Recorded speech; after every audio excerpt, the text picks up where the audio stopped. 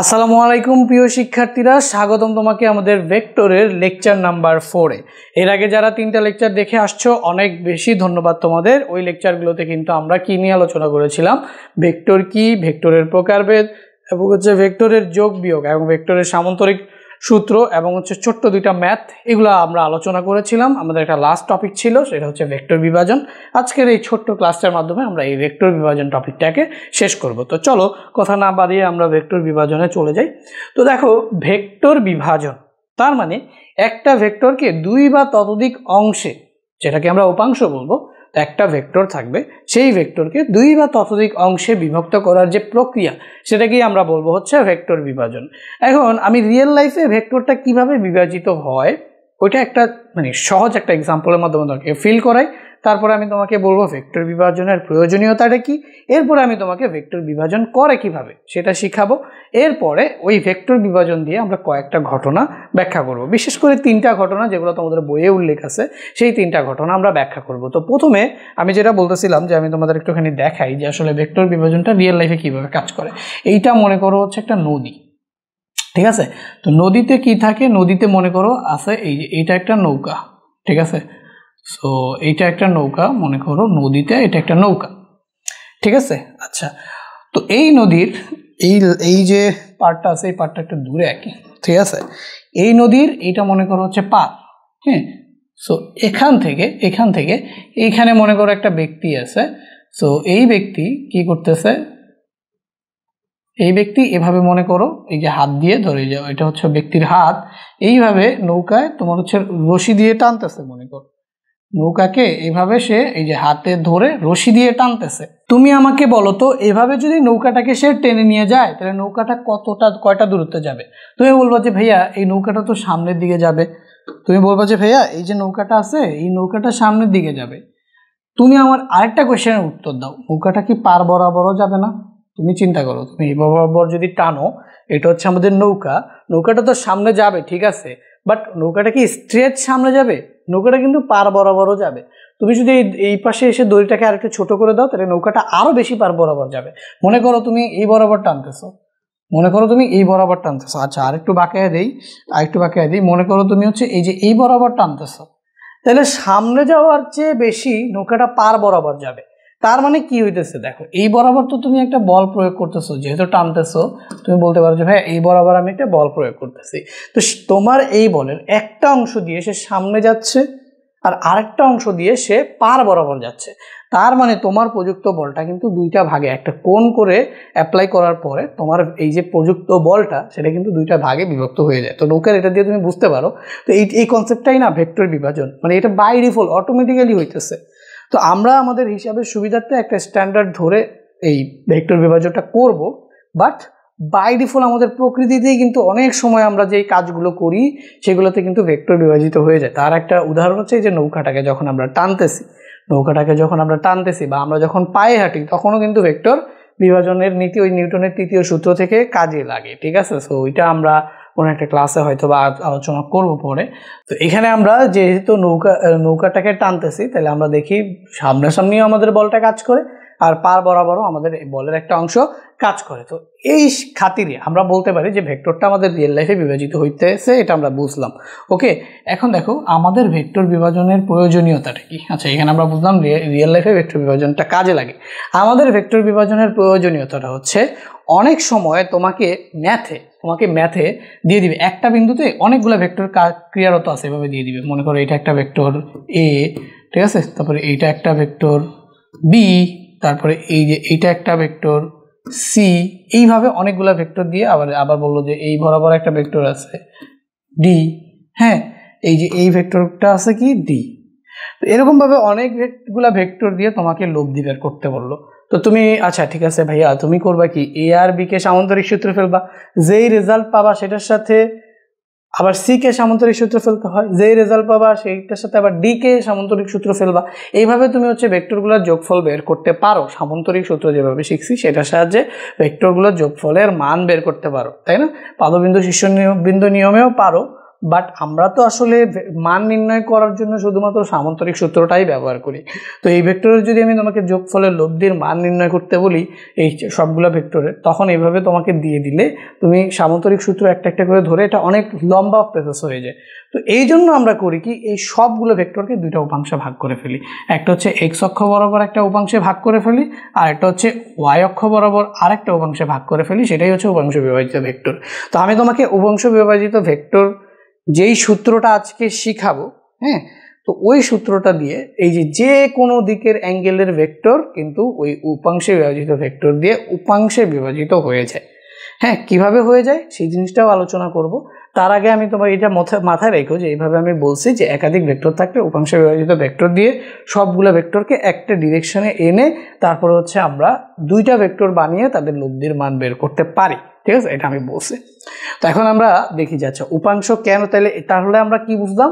এক হচ্ছে একটা ভেক্টরকে দুই বা ততোধিক ভেক্টরে ভাগ করব, সেটা হচ্ছে আমার উপাংশ বিভাজিত ভেক্টর। এইটা আমাদের মেইন কাজে লাগে ম্যাথে, যে আমাদের মাল্টিপল ভেক্টর দিয়ে দেয়। ঠিক আছে, এই যে এখানে আমাদের কয়টা, একটা দুইটা তিনটা চারটা ভেক্টর দিয়ে দিছে এবং আমাদের এটা লব্ধির মান বের করতে বলবে। তো যদি এই টাইপের ম্যাথ আমাদের আসে তাহলে আমাদের এই প্রত্যেকটা ভেক্টরকে দুইটা করে উপাংশ, একটা এক্স অক্ষের উপাংশ আর একটা ওয়াই অক্ষের উপাংশ আমরা ভাগ করব।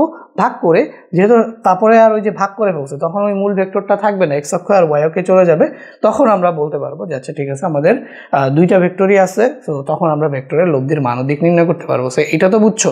তো চলো এখন আমরা দেখি যে আসলে একটা ভেক্টর যদি দেওয়া থাকে, একটা ভেক্টর বুঝো, একটা ভেক্টর যদি দেওয়া থাকে তাহলে সেই ভেক্টরটাকে আমরা কয়টা উপাংশে ভাগ করতে পারি? উপাংশ ভাগ করা যায় দুই ভাবে, এটা হচ্ছে উল্লম্ব উপাংশ, একটা হচ্ছে অনুভূমিক উপাংশ। তো আমরা যদি দেখি যে লম্ব উপাংশ মানে একটা উপাংশ আরেকটা উপাংশের সাথে লম্ব, আরেকটা হচ্ছে যে কোনো দিকে উপাংশ।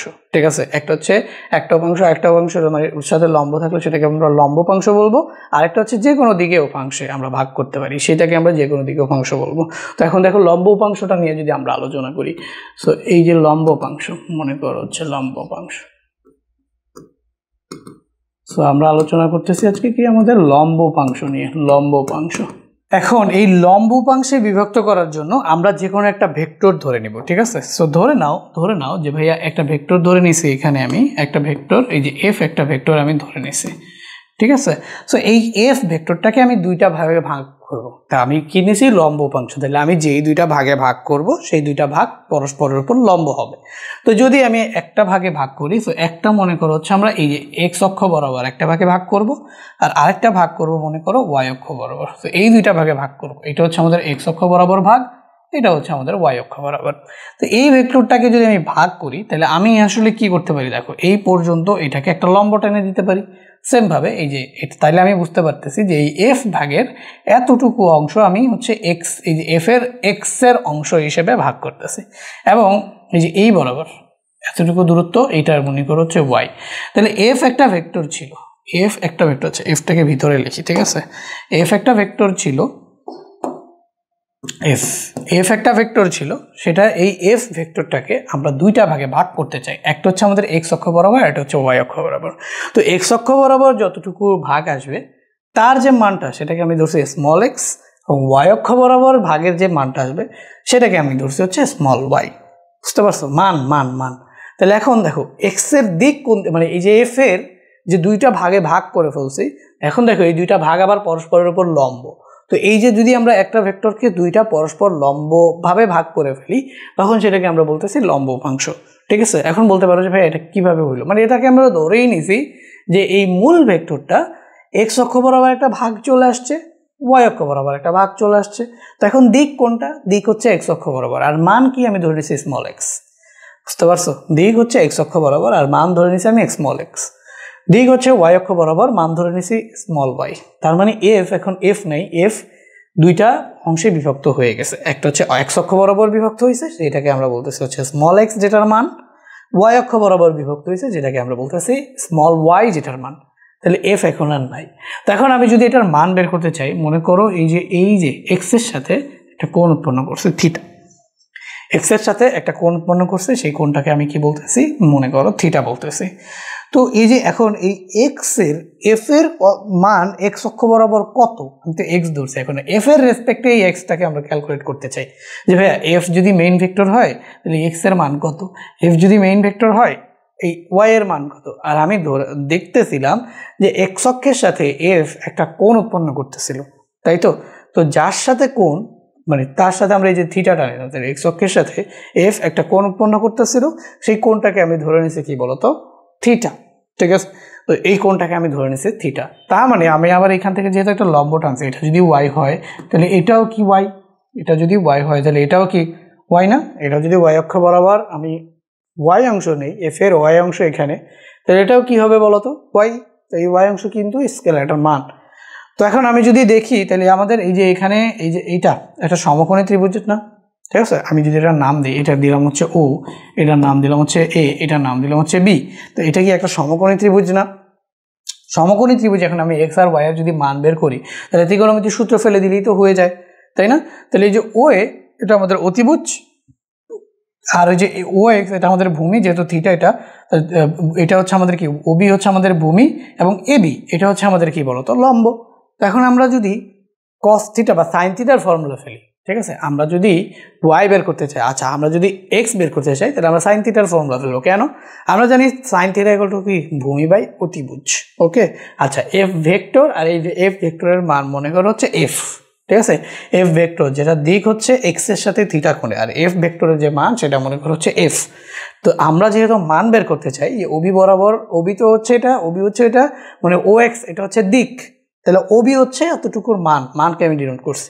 তাহলে ওই যে এক ওবি বরাবর একটা ভেক্টর আছে এফ এর উপাংশ, যেটার মান হচ্ছে এক্স আর দিক হচ্ছে এক্স এক্স বরাবর। তো এটা কিন্তু একটা ভেক্টরই, তো ভেক্টরটাকে ওইভাবে প্রকাশ করি না, শুধুমাত্র মান দিয়ে প্রকাশ করছে, বাট এটা এক্স অক্ষ বরাবর একটা অংশ ভেক্টরের, আর এই এফ ভেক্টরের আরেকটা অংশ হচ্ছে ওয়াই অক্ষ বরাবর।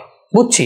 এখন দেখো আমরা যেহেতু এই যে ত্রিকোণমিতি অ্যাপ্লাই করে মানটা বের করতে চাচ্ছি, তাহলে আমরা তো সাইন থিটা, এই এক্স যদি বের করতে চাই তাহলে যেহেতু এক্স ভূমির সাথে কোণ, তাহলে আমরা কি নিব, কস থিটা, কারণ আমরা জানি কস থিটা ইকুয়াল টু ভূমি বাই অতিভুজ। তাহলে দেখো, সুতরাং এখান থেকে আমরা বলতে পারি যে এই যে কস থিটা ইকুয়াল টু হচ্ছে ভূমি বাই অতিভুজ। তাহলে আমাদের ভূমি কত, ভূমি হচ্ছে আমাদের ওবি, তাহলে আমাদের ভূমি হচ্ছে আমাদের ওবি, আর অতিভুজ হচ্ছে আমাদের কি ও এ।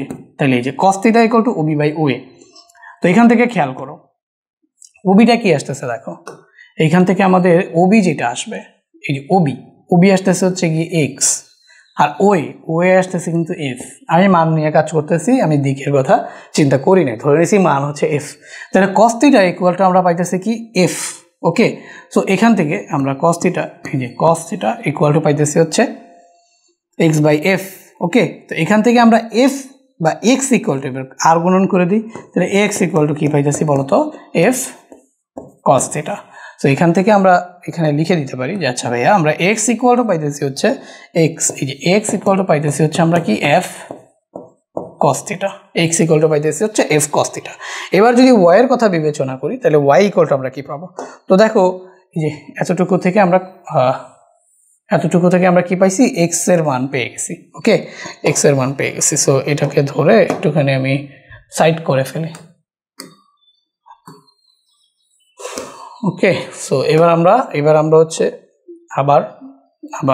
আবার আমরা কি করব, এবার হচ্ছে আমরা সাইন থিটা নিতে পারি। আবার কেন সাইন থিটা নিতে পারি, দেখো কারণ তো আমরা এখন যদি ওয়াই এর মান বের করতে যাই তাহলে ওয়াই তো আছে কি লম্ব, তাই না, সাইন থিটা ইকুয়াল টু কি লম্ব বাই অতিভুজ। তাহলে আবার আমরা এখান থেকে লিখতে পারি যে সাইন থিটা ইকুয়াল টু লম্ব বাই অতিভুজ। তাহলে লম্ব আছে আমাদের কি বলো এবি, আর অতিভুজ হচ্ছে আমাদের ওএ, তাহলে এই যে আমাদের কি আসবে এবি বাই ওএ, ঠিক আছে, এবি বাই ওয়াই। তো এবি মানে কত বলো, এখান থেকে আমরা যদি দেখি তাহলে এবি মানে কিন্তু ওয়াই, আর ওএ মানে হচ্ছে আমাদের এফ। তাহলে এখানে আমরা যদি আবার আর গুণন করি sine theta equal to y by f, তাহলে ওয়াই ইকুয়াল টু আমাদের কি আসতেছে বলতো, f sine theta. So y equal to হচ্ছে আমাদের এফ সাইন থিটা। কত সুন্দর মজার বিষয় দেখছো। তাহলে আমরা যদি এফ কে অনুভূমিক উপাংশ বরাবর ভাগ করি, বাই দ্য ওয়ে এই যে এই উপাংশটা ভূমি বরাবর আছে না, তো এই উপাংশটাকে আমরা বলবো হচ্ছে অনুভূমিক উপাংশ, ঠিক আছে, এটাকে আমরা বলবো হচ্ছে অনুভূমিক, এই উপাংশটাকে বলবো আমরা অনুভূমিক উপাংশ, এই উপাংশটাকে বলবো আমরা অনুভূমিক উপাংশ, ঠিক আছে। আর এই যে লম্ব বরাবর যে উপাংশটাকে বিভক্ত করলাম, এই যে এইটা অথবা এই যে এইটা, যেটাই বলো, তো আমি এটার কথাই বলি। তো এইটা হচ্ছে আমাদের অনুভূমিক উপাংশ, আর এটা হচ্ছে আমাদের কি উলম্ব উপাংশ, উলম্ব উপাংশ। আচ্ছা, তো এখন দেখো, সো জাস্ট এটা মনে রাখবা যে এই যে অনুভূমিক উপাংশ হচ্ছে x = f cos θ, উলম্ব উপাংশ হচ্ছে y = f sin θ। এখন এটা কিন্তু সব সময় এক না, ঠিক আছে। তোমার রেফারেন্স যদি থিটা অ্যাঙ্গেলটা চেঞ্জ হয়ে যায় তাহলে কিন্তু এটা কি হয়ে যাবে, চেঞ্জ হয়ে যাবে। বিষয়টা কীরকম, বিষয়টা আমি তোমাকে একটুখানি এই ফিগারটাই আবার একটু কপি করে দেখাইতে চাই, ঠিক আছে। দেখো, সো আমি মনে করো এই ফিগারটাই একটু কপি করব। সো কপি করে আমরা নেক্সট পেজে চলে যাই, ঠিক আছে। নেক্সট পেজে চলে যাই, নেক্সট পেজে গিয়ে এটাকে জাস্ট পেস্ট করি। ওকে, সো একটা জিনিস তুমি একটু খেয়াল করবা আমি কি বলি। ওকে, সো এই যে এটা ছিল আমাদের এক্স। এখন মনে করো থিটার রেফারেন্সটা না আমরা ঘুরাই দিব, এই যে এই থিটাটা এখানে না রেখে এই থিটাটাকে এবার আমরা এইখানে দিয়ে দিব। থিটার রেফারেন্সটাকে জাস্ট ঘুরাই দিলাম, থিটার রেফারেন্সটাকে জাস্ট ঘুরাই দিলাম। তাহলে ঘটনাটা কি হবে দেখো, অনুভূমিক উপাংশটা আমাদের কি হবে এবং উলম্ব উপাংশটা আমাদের কি হবে, এই জিনিসটাই আমাদের দেখতে হবে, তাই না। অনুভূমিক উপাংশটা এখন আমাদের কি আসে এবং উলম্ব উপাংশটা আমাদের কি আসে। তো এটা যদি থিটা হয় তাহলে এটা এক্স হইলে এটাও কি এক্স, আর ওটাও ওই হইলে ওটাও হচ্ছে আমাদের ওয়াই। তো এখন তুমি যদি ওই সেমভাবে কস থিটা নাও, এখন তুমি যদি আবার কস থিটা নাও, যে কস থিটা কিন্তু আমাদের এবার কিন্তু আমাদের লম্ব আর ভূমি চেঞ্জ হয়ে গেছে। তো এখানে আমরা কস থিটা কি পাবো, ভূমি বাই অতিভুজ। তাহলে ভূমি বাই অতিভুজ যদি আমরা পাই তাহলে অতিভুজ তো সেম আছে, বাট ভূমিটা চেঞ্জ হয়ে গেছে। তাহলে এই যে ওয়াই বাই আমরা এখানে কি পাইতেছি বলো তো, ওয়াই বাই ধরো হচ্ছে, আচ্ছা আমি আগে ওইভাবে যেভাবে লিখছিলাম ওইভাবে লিখি। তাহলে কস থিটা আমরা পাচ্ছি, কস থিটা আমরা পাচ্ছি কি বলতো, এই যে এটার নাম হচ্ছে আমরা এখন কি দিব, আচ্ছা এটা ধরো বি প্রাইম দিলাম, এটার নাম দিলাম কি আমরা বি প্রাইম। তাহলে বি প্রাইম কি, বি প্রাইম যদি আমরা দেই তাহলে হচ্ছে এই যে এখান থেকে দেখো আমাদের এই যে এখন কস থিটা যদি আমরা নেই, কস থিটা যদি আমরা নেই তাহলে আমাদের কি আসবে, ভূমি বাই অতিভুজ। That means O B prime divided by হচ্ছে আমাদের ও এ, ঠিক আছে। তো ও বি প্রাইম বাই যদি ও এ হয় তাহলে ও বি প্রাইম মানে কি বলতো ওয়াই, আর হচ্ছে আমাদের ও এ হচ্ছে আমাদের কি এফ। তো এফ কস থিটা, তাহলে আমরা এখান থেকে সুতরাং ওয়াই ইকুয়াল টু কি পাইতেছি বলতো, f cos theta, y equal to পাইতেছি এফ কস থিটা। আবার সাইন থিটা যদি আমরা এবার নিই, সাইন থিটা ইকুয়াল টু হচ্ছে আমাদের কি আসবে বলতো, B prime A B prime. তাহলে আমাদের এখানে আসবে হচ্ছে এ বি প্রাইম মানে কি লম্ব বাই অতিভুজ ডিভাইডেড বাই হচ্ছে আমাদের ও এ। তো এর বি প্রাইম আমাদের কত আসবে বলো, এ বি প্রাইম আসবে হচ্ছে আমাদের এক্স, আর ও এ আমাদের হচ্ছে কত এফ। তাহলে আমরা এখান থেকে পাইতেছি X equal to F sine theta. তো এখানে এক্স ইকুয়াল টু পাইতেছি হচ্ছে আমরা এফ সাইন থিটা, এখানে এক্স ইকুয়াল টু আমরা পাইতেছি এফ সাইন থিটা, এখানে ওয়াই ইকুয়াল টু পাইতেছি আমরা এফ কস থিটা। দেখো তো আগেরটা রুলটা হইলো না, দেখো তো আগে আমরা কি পাইতেছিলাম, আগে আমরা পাইতেছিলাম Y equal to F sine theta, এবার আমরা পাইতেছি হচ্ছে Y equal to F cos theta, ঠিক আছে। আগে আমরা পাইতেছিলাম X equal to F cos theta, এখন আমরা পাইতেছি X equal to F sine theta, উল্টায় গেছে কিন্তু। তার মানে তোমরা সবসময় যে অনুভূমিকের সাথেই কস থিটা হবে, উলম্বের সাথেই সাইন থিটা হবে, বিষয়টা এরকম না।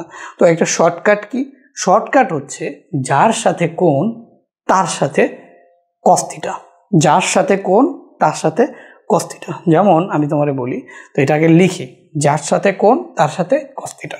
তো এই কথাটা লিখো, যার সাথে কোণ তার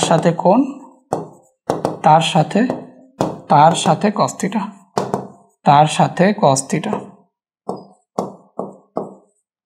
যার সাথে কোণ তার সাথে কস থিটা। যেমন এখানে দেখো এক্স অক্ষের সাথে কোণ না, তাহলে এক্স ইকুয়াল টু হবে আমাদের কি বলতো, এফ কস থিটা। বুঝতে পারছো, যার সাথে কোণ তার সাথে কস থিটা। তাহলে যেহেতু এক্স এর সাথে কোণ, তাই না, এই যে এক্স আমরা যে উপাংশে বিভক্ত করতেছি, তো একটা তো এক্স উপাংশে বিভক্ত করতেছি আর একটা ওয়াই উপাংশে বিভক্ত করতেছি। তো এখানে আমরা বলতেছি যে যার সাথে কোণ, আমরা কোনটা যার সাথে নিব, কস থিটা নিব তার সাথে, ঠিক আছে। তো যার সাথে কোণ তার সাথে কস থিটা, সহজ কথা, যার সাথে কোণ তার সাথে কস থিটা, অপরটা কি, অপরটা হচ্ছে সাইন থিটা, ঠিক আছে। যার সাথে কোণ তার সাথে কস থিটা, তাহলে অপরটি হচ্ছে সাইন থিটা। তাহলে যে ওয়াই ইকুয়াল টু আমাদের কি আসবে, এফ সাইন থিটা, ঠিক আছে। তো এবার আমরা যদি দেখি তাহলে এখানে এখানে যা কোন কার সাথে y এর সাথে, তাহলে এই যে y equal to f cos theta, f সবসময় সাথে থাকবে, f সবসময় সাথে থাকবে। তো যার সাথে কোন সে cos থিটা, তাহলে y equal to f cos theta এবং x equal to f sin theta. বুঝতে পারছো? তো যার সাথে কোন সে হচ্ছে cos থিটা। এই হচ্ছে কি আমাদের সহজ একটা মনে রাখার টেকনিক, যে যার সাথে কোন সে হচ্ছে cos থিটা। তো এখানে আমাদের x এর সাথে কোন ছিল, তাই x হইছে cos থিটা, y এর সাথে যদি কোন হইতো তাহলে y হইতো cos থিটা। বুঝতে পারছো? বুঝতে পারছো? তো এই যে দেখো y এর সাথে কোনটা কার সাথে, y এর সাথে, তাহলে y equal to f cos theta. এখন আমাকে যে কোনোভাবে যদি ভেক্টরকে উপাংশে বিভাজিত করতে দেয় তাহলে আমাদের আর কোনো সমস্যা হবে? বলো, কোনো সমস্যা হবে? কোনো সমস্যা হবে? যদি আমি বলি যে ভাইয়া তোমাকে আমি এই যে একটা ভেক্টর দিলাম এরকম, তুমি এটা দুইটা উপাংশে বিভক্ত করে ফেলো। আমি যদি তোমাকে একটা ভেক্টর দিলাম এরকম, বললাম যে ভাইয়া তুমি এটাকে দুইটা উপাংশে বিভক্ত করে ফেলো, তো দুইটা উপাংশ যদি বিভক্ত করো তুমি জাস্ট এই বরাবর একটা টান দিবা, এই বরাবর একটা টান দিবা। তুমি বলবো আচ্ছা এটা এই ভেক্টরটার নাম কি আছে, এই ভেক্টরটার নাম আমি দিলাম এবার আর। তুমি বলবো ভাইয়া উলম্ব এই যে অনুভূমিক উপাংশ সেটা হবে আর cos থিটা। দেখার সাথে সাথে এই যে এটা ধরো থিটা, তো তুমি বলবো ভাইয়া এটা হচ্ছে আর cos থিটা, এটা এক্স ধরো ওয়াই ধরো ডাজন্ট ম্যাটার, বাট এটা এই উপাংশটা হবে আর cos থিটা।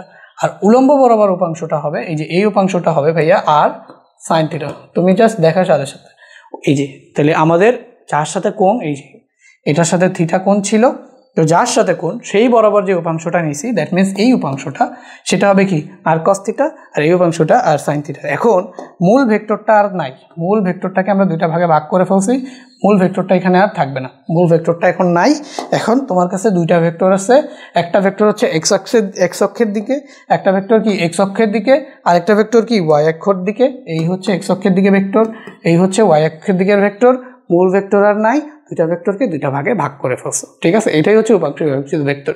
একটা ভেক্টর ছিল, সেই একটা ভেক্টরকে দুইটা লম্ব উপাংশে লম্ব বরাবর দুইটা ভেক্টরে ভাগ করে ফেলছো। তো এটাকে আমরা কি বলবো বলতো, লম্ব উপাংশ। ঠিক আছে, লম্ব উপাংশ। আর এই লম্ব উপাংশের একদম ভূমি বরাবর যেটা এক্স অক্ষ বরাবর থাকবে সেটা হচ্ছে অনুভূমিক উপাংশ, এবং উলম্ব বরাবর যেটা থাকবে সেটা হচ্ছে আমাদের কি বলতো উলম্ব উপাংশ। বুঝতে পারছো? এই অনুভূমিক ভূমি বরাবর অনুভূমিক উপাংশ, খাড়া লম্বলম্বী 90 ডিগ্রি। এই যে এই দুইটার মধ্যে আবার না কোন কত ডিগ্রি, 90 ডিগ্রি না, লম্বভাবে ভাগ করছি। তো এই যে এটা হচ্ছে 90 ডিগ্রি। বুঝতে পারছো? এদের মধ্যে কোন যেটা সেই কোনটা হচ্ছে কি 90 ডিগ্রি। সো এটা হচ্ছে আমাদের কি, এটা কি রইল, এটা হচ্ছে আমাদের উলম্ব উপাংশ। আর এই উপাংশ বিভাজন করাকে আমরা বলি হচ্ছে লম্ব উপাংশ। তো মেইন ভেক্টরটা আর আমরা লিখে দিলাম। যাই দেখ, এখন আমি যদি এই ভেক্টরটাকে তোমার কোনটাকে এভাবে ঘুরায় দিই রেফারেন্স হিসেবে, কোনটাকে যদি এই যে এইখানে থিটা না দিয়ে মনে করো এই সেম জিনিসে এই যে একটা ভেক্টরের দিকে একটা ভেক্টরের দিকে, আর এটা ছিল মনে করো মেইন আর ভেক্টর। তো এটাকে তুমি ভাগ করছো, বাট কোনটা হচ্ছে এখানে, কোনটা মনে করো এখানে, কোন যদি এখানে হয় তাহলে এখানে হবে কি আর সাইন থিটা। এই উপাংশটা হবে হচ্ছে আমাদের আর সাইন থিটা, এই উপাংশটা হবে হচ্ছে আমাদের কি আর কস থিটা। এটা মুখস্থ করে ফেলো। আর একটা ভেক্টর যার সাথে তুমি কোণ নিবা, যার সাথে তুমি কোণ নিবা সে হচ্ছে কি আর কস থিটা, আর যার সাথে কোণ নিবা না সে হচ্ছে কি আর সাইন থিটা। এটা মনে করো যদি থিটা কোণ হয়, এই যেহেতু এখানে থিটা কোণ ছিল, তো যার সাথে কোণ সে আর কস থিটা, যার সাথে কোণ না সে আর সাইন থিটা, যার সাথে কোণ সে আর কস থিটা, যার সাথে কোণ না সে হচ্ছে আর সাইন থিটা। এতটুকু মনে রাখতে হবে, এটা এতটুকু মুখস্থ করো, নিলে ম্যাথ বুঝতে কিন্তু তোমার বাদ লেগে যাবে। বুঝতে পারছো? মানে ম্যাথ গোলায় ফেলবা তুমি। জাস্ট এতটুকু কথা মনে রাখো, যার সাথে কোণ সে হচ্ছে আর কস থিটা। মানে আর বলতে কি এখানে যে ভেক্টরটা থাকবে, এফ থাকলে এফ, আর থাকলে আর, পি থাকলে পি, কিউ থাকলে কিউ, মূল ভেক্টরটা যেটাকে আমরা উপাংশ বিভক্ত করতেছি সেই ভেক্টরটা কস থিটা, আর ওই ভেক্টরটা সাইন থিটা। এগুলো কিন্তু মান, দিক কিন্তু এক্স আর ওয়াই অক্ষের দিকে, যে দিক বরাবর আমরা উপাংশ নিতেছি এখানে আমরা শুধু মান নিয়ে কাজ করছি। ঠিক আছে, আর সাইন থিটাও মান, আর কস থিটাও মান, আর আর হচ্ছে মূল ভেক্টর, আর হচ্ছে মূল ভেক্টর। তো এটার উপর আমরা একটা ভেক্টর সাইন দিয়েই দিতে পারি। বুঝতে পারছো? এই ছিল হচ্ছে আমাদের লম্ব উপাংশ বিভক্তকরণ। এবার হচ্ছে আমরা দেখব যে কোনো অংশে বিভক্তকরণ, মানে যে কোনো অংশে তুমি বিভক্ত করবা। ঠিক আছে, শুধু লম্ব না, যে কোনো অংশে বা যে কোনো উপাংশে বিভক্তকরণ, যে কোনো কোণে থাকতে পারে, তাহলে যে কোনো উপাংশে যে কোনো দিকে উপাংশে বিভক্তকরণ। দেখো, সো আমরা এখন দেখব যে কোনো দিকে উপাংশে বিভক্ত।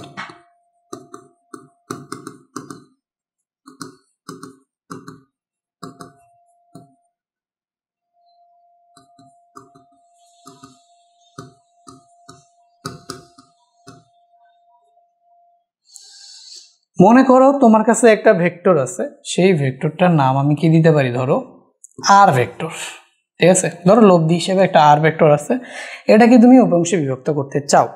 তো উপাংশে বিভক্ত করতে চাও বলতে কি, যে কোনো দুই দিকে এটাকে বিভক্ত করতে চাও। তোমার মন চাইছে যে আচ্ছা ভাইয়া আমি এই ভেক্টরটাকে বিভক্ত করে এই বরাবর একটা নিব এবং এই ভেক্টরটাকে বিভক্ত করে এই বরাবর আরেকটা নিব। তোমার এটা মন চাইছে যে ভাই আর ভেক্টরটাকে আমি বিভক্ত করব, বিভক্ত করে আমরা একটা অংশ নিব এই বরাবর, হ্যাঁ, আর একটা অংশ নিব এই বরাবর, ঠিক আছে। তো এটাকে আমি আরেকটুখানি ছোট করে দিই, এই একটা অংশ নিলাম। আচ্ছা আর ভেক্টর ভাইয়া, সে আর ভেক্টরকে বিভক্ত করে একটা আমি এই বরাবর নিলাম আর একটা আমি এই বরাবর নিলাম, ঠিক আছে ভাইয়া। আর আর এর সাথে আমি যে এই কোণটা সেটা ভাইয়া আমি আলফা নিব, আর এর সাথে যে এই কোণটা সেটা হচ্ছে আমি কি বিটা নিব। তার মানে ভাইয়া আমি আর ভেক্টরটাকে দুইটা যে কোনো দিকে বিভক্ত করছি। তো প্রথম যেটা বিভক্ত করছি সেটা আমার মূল ভেক্টরের সাথে আলফা কোণ উৎপন্ন করছে, দ্বিতীয় যেটা বিভক্ত করছি সেটা হচ্ছে আমাদের মূল ভেক্টরের সাথে বিটা কোণ উৎপন্ন করছে। এখন ভাইয়া আমি হচ্ছে এই যে আমি আরটাকে দুইটা ভাগে বিভক্ত করলাম, সেই দুইটার আমি কি করতে চাই, এবার হচ্ছে আমি এটার লব্ধির মান ও দিক নির্ণয় করতে চাই, ঠিক আছে। ধরো লব্ধির মানই নির্ণয় করতে চাই, দিক নিয়ে আমাদের কনসার্ন নাই, কারণ দিক তো আমরা বলেই দিচ্ছি যে আর ভেক্টরটাকে আমি আলফা কোণে বিভক্ত করতেছি, আর বিটা ভেক্টর মানে হচ্ছে এই যে আর ভেক্টরটাকে অপর আরেকটা ডিরেকশন মনে করো বিটা, আরেকটা ডিরেকশন মনে করো বিটাতে আমরা কি করতে চাইতেছি, বিভক্ত করতে চাইতেছি। তাহলে আলফা আর বিটা, তো দিক তো আমরা জানি, দিক হচ্ছে একটা দিক এদিকে আরেকটা দিক হচ্ছে এদিকে। এখন আমরা এই আর ভেক্টরটাকে যেহেতু দুইটা দিকে বিভক্ত করছি, এখন আমরা এটার কি বের করতে চাই, ভেক্টরের যোগফলের মান ও দিক মান বের করতে চাই না। তাহলে দিক তো অলরেডি আমরা জানি যে আমরা যে কোনো কোন দিকে বিভক্ত করতে চাই, একটা আলফা কোণে একটা বিটা কোণে বিভক্ত করতেছি। এখন আমাদের এটা বোধার্ট হওয়ার জিনিস হচ্ছে যেটার মান নিয়ে। তো মনে করো সো এইটার মানকে আমরা কি দিয়ে প্রকাশ করতে পারি, দেখো তোমার যা ইচ্ছা তা দিয়ে প্রকাশ করতে পারো। সো নর্মালি যেহেতু আমরা উপাংশগুলোকে এক্স আর ওয়াই দিয়ে ডিনোট করি, তো এইটার মানটাকে আমরা ধরে নিতে পারি যে এটা হচ্ছে আমাদের এক্স, ধরে নাও ক্যাপিটাল এক্স বা তোমার যা ইচ্ছা পি কিউ ধরে নাও। আমি ধরে নিলাম যে আচ্ছা পি কিউই ধরি, যেহেতু পি কিউ থেকে আর আসে আমরা এটার পি কিউই ধরি। তো এটা ধরে নিলাম হচ্ছে ধরো পি, এটারে ধরে নিলাম হচ্ছে কি কিউ, ঠিক আছে। বইয়ে দেখবা এক্স ওয়াইও ধরে, আমরা পি কিউ ধরতেছি, তাহলে এটা আমাদের পি ভেক্টর, আচ্ছা এটা আমাদের কিউ ভেক্টর। তো যেহেতু মান নিয়ে কাজ করব তো তাহলে এটার উপর আর ভেক্টর সাইন আমি দিলাম না। তো এখানে আমি ধরে নিলাম যে আচ্ছা এই ভেক্টরটা যে এই দিকে বিভক্ত হয়েছে সেটার মান হচ্ছে পি, আর এই ভেক্টরটা এইদিকে যে বিভক্ত হয়েছে সেটার মান হচ্ছে কিউ। এখন এই পি আর কিউ বের করার জন্য আমরা এখানে একটা কাজ করতে হবে, সেটা একটা সামান্তরিক ড্র করে নিতে হবে। সো সামান্তরিক আমি হচ্ছে ওই যে ধরো এই ভেক্টরটা এভাবেই থাক, এটা রেফারেন্স নিয়ে আমি অন্য একটা সামান্তরিক সুন্দর করে এই যে শেপ দিয়ে একটা সামান্তরিক ড্র করি, ঠিক আছে। তাহলে আমাদের এক্সপ্লেন করতে আরও সুবিধা হবে। আচ্ছা তো শেপ দিয়ে যদি একটা সামান্তরিক ড্র করি, সো এই মনে করো সেই সামান্তরিকটা, ঠিক আছে। সো এই সামান্তরিকের এই যে এইটা মনে করো ছিল আমাদের এই যে এইটা মনে করো ছিল আমাদের এই যে আরটা, এটা ছিল হচ্ছে আমাদের এই যে আরটা আর, ঠিক আছে। তো একটা অংশ আমরা কিভাবে বিভক্ত করছি বলতো, আচ্ছা এটা যেহেতু একটুখানি এরকম কার্ভ, তো আমি এটাকে একটু বাঁকায় দিই, এই এক্স অক্ষ বরাবর যাতে না বুঝে এই জন্য আমি এভাবে বাঁকাইলাম, ঠিক আছে। সো মনে করো একটা এই যে এই মূল ভেক্টর আর, এইটা হচ্ছে আমাদের মূল ভেক্টর আর, সেই আর ভেক্টরটাকে একটা দিক আমরা কিভাবে বিভক্ত করছিলাম বলো, আলফা, ঠিক আছে, এবং আরেকটা দিকে আমরা কিভাবে বিভক্ত করছিলাম বলো তো, বিটা। এই তাহলে আর ভেক্টরটাকে দুইটা অংশে বিভক্ত করছিলাম, একটা হচ্ছে আলফা আর একটা হচ্ছে কি বিটা। এই যে দুইটা অংশে আমরা বিভক্ত করছি, একটা হচ্ছে আলফা অংশ আর একটা হচ্ছে কি বিটা অংশ, এই দুইটা অংশে আমরা বিভক্ত করছিলাম, তাই না। তো এখন দেখো এটা একটা সামান্তরিক, এটা যদি সামান্তরিক হয় তোমরা সবাই জানো সামান্তরিকের কর্ণ যেই দুইটা কোণে ছেদ করে সেই বিপরীত কোণ দ্বয় সমান। তাহলে এটা বিটা হইলে এটাও কি বিটা, এটা তো তোমরা মুখস্থই জানো, তাই না। এটা বিটা হলে এটাও বিটা, আর এটা যদি আলফা হয় তাহলে এটার বিপরীত কোণ কোনটা, এটা, তো এটাও কি হবে আলফা, ঠিক আছে। এখন এই যে এই যে আমরা যেটা নাম দিই এ বি, ধরো সি ডি, এটা হচ্ছে ত্রিভুজটার নাম দিলাম আমরা এ বি সি ডি। যদি ত্রিভুজটার আমরা নাম দিই তো এখান থেকে খেয়াল করো, তাহলে আমরা দেখো এ সি ডি একটা ত্রিভুজ না, এখন ত্রিভুজের তিন কোণের সমষ্টি কি 180 ডিগ্রি না, একটা কোণ হচ্ছে আলফা আর একটা হচ্ছে কি বিটা। তাহলে এই কোণটা হচ্ছে আমাদের কথা বলতো 90 মাইনাস আলফা বিটা, কারণ সরি 180 মাইনাস আলফা বিটা, তাই না। তো এই যে দেখো 180 মাইনাস আলফা প্লাস বিটা, বুঝতে পারছো। তাহলে অবশ্যই এই কোণটার যে মান হবে সেটা হচ্ছে কত, 180 মাইনাস আলফা প্লাস বিটা।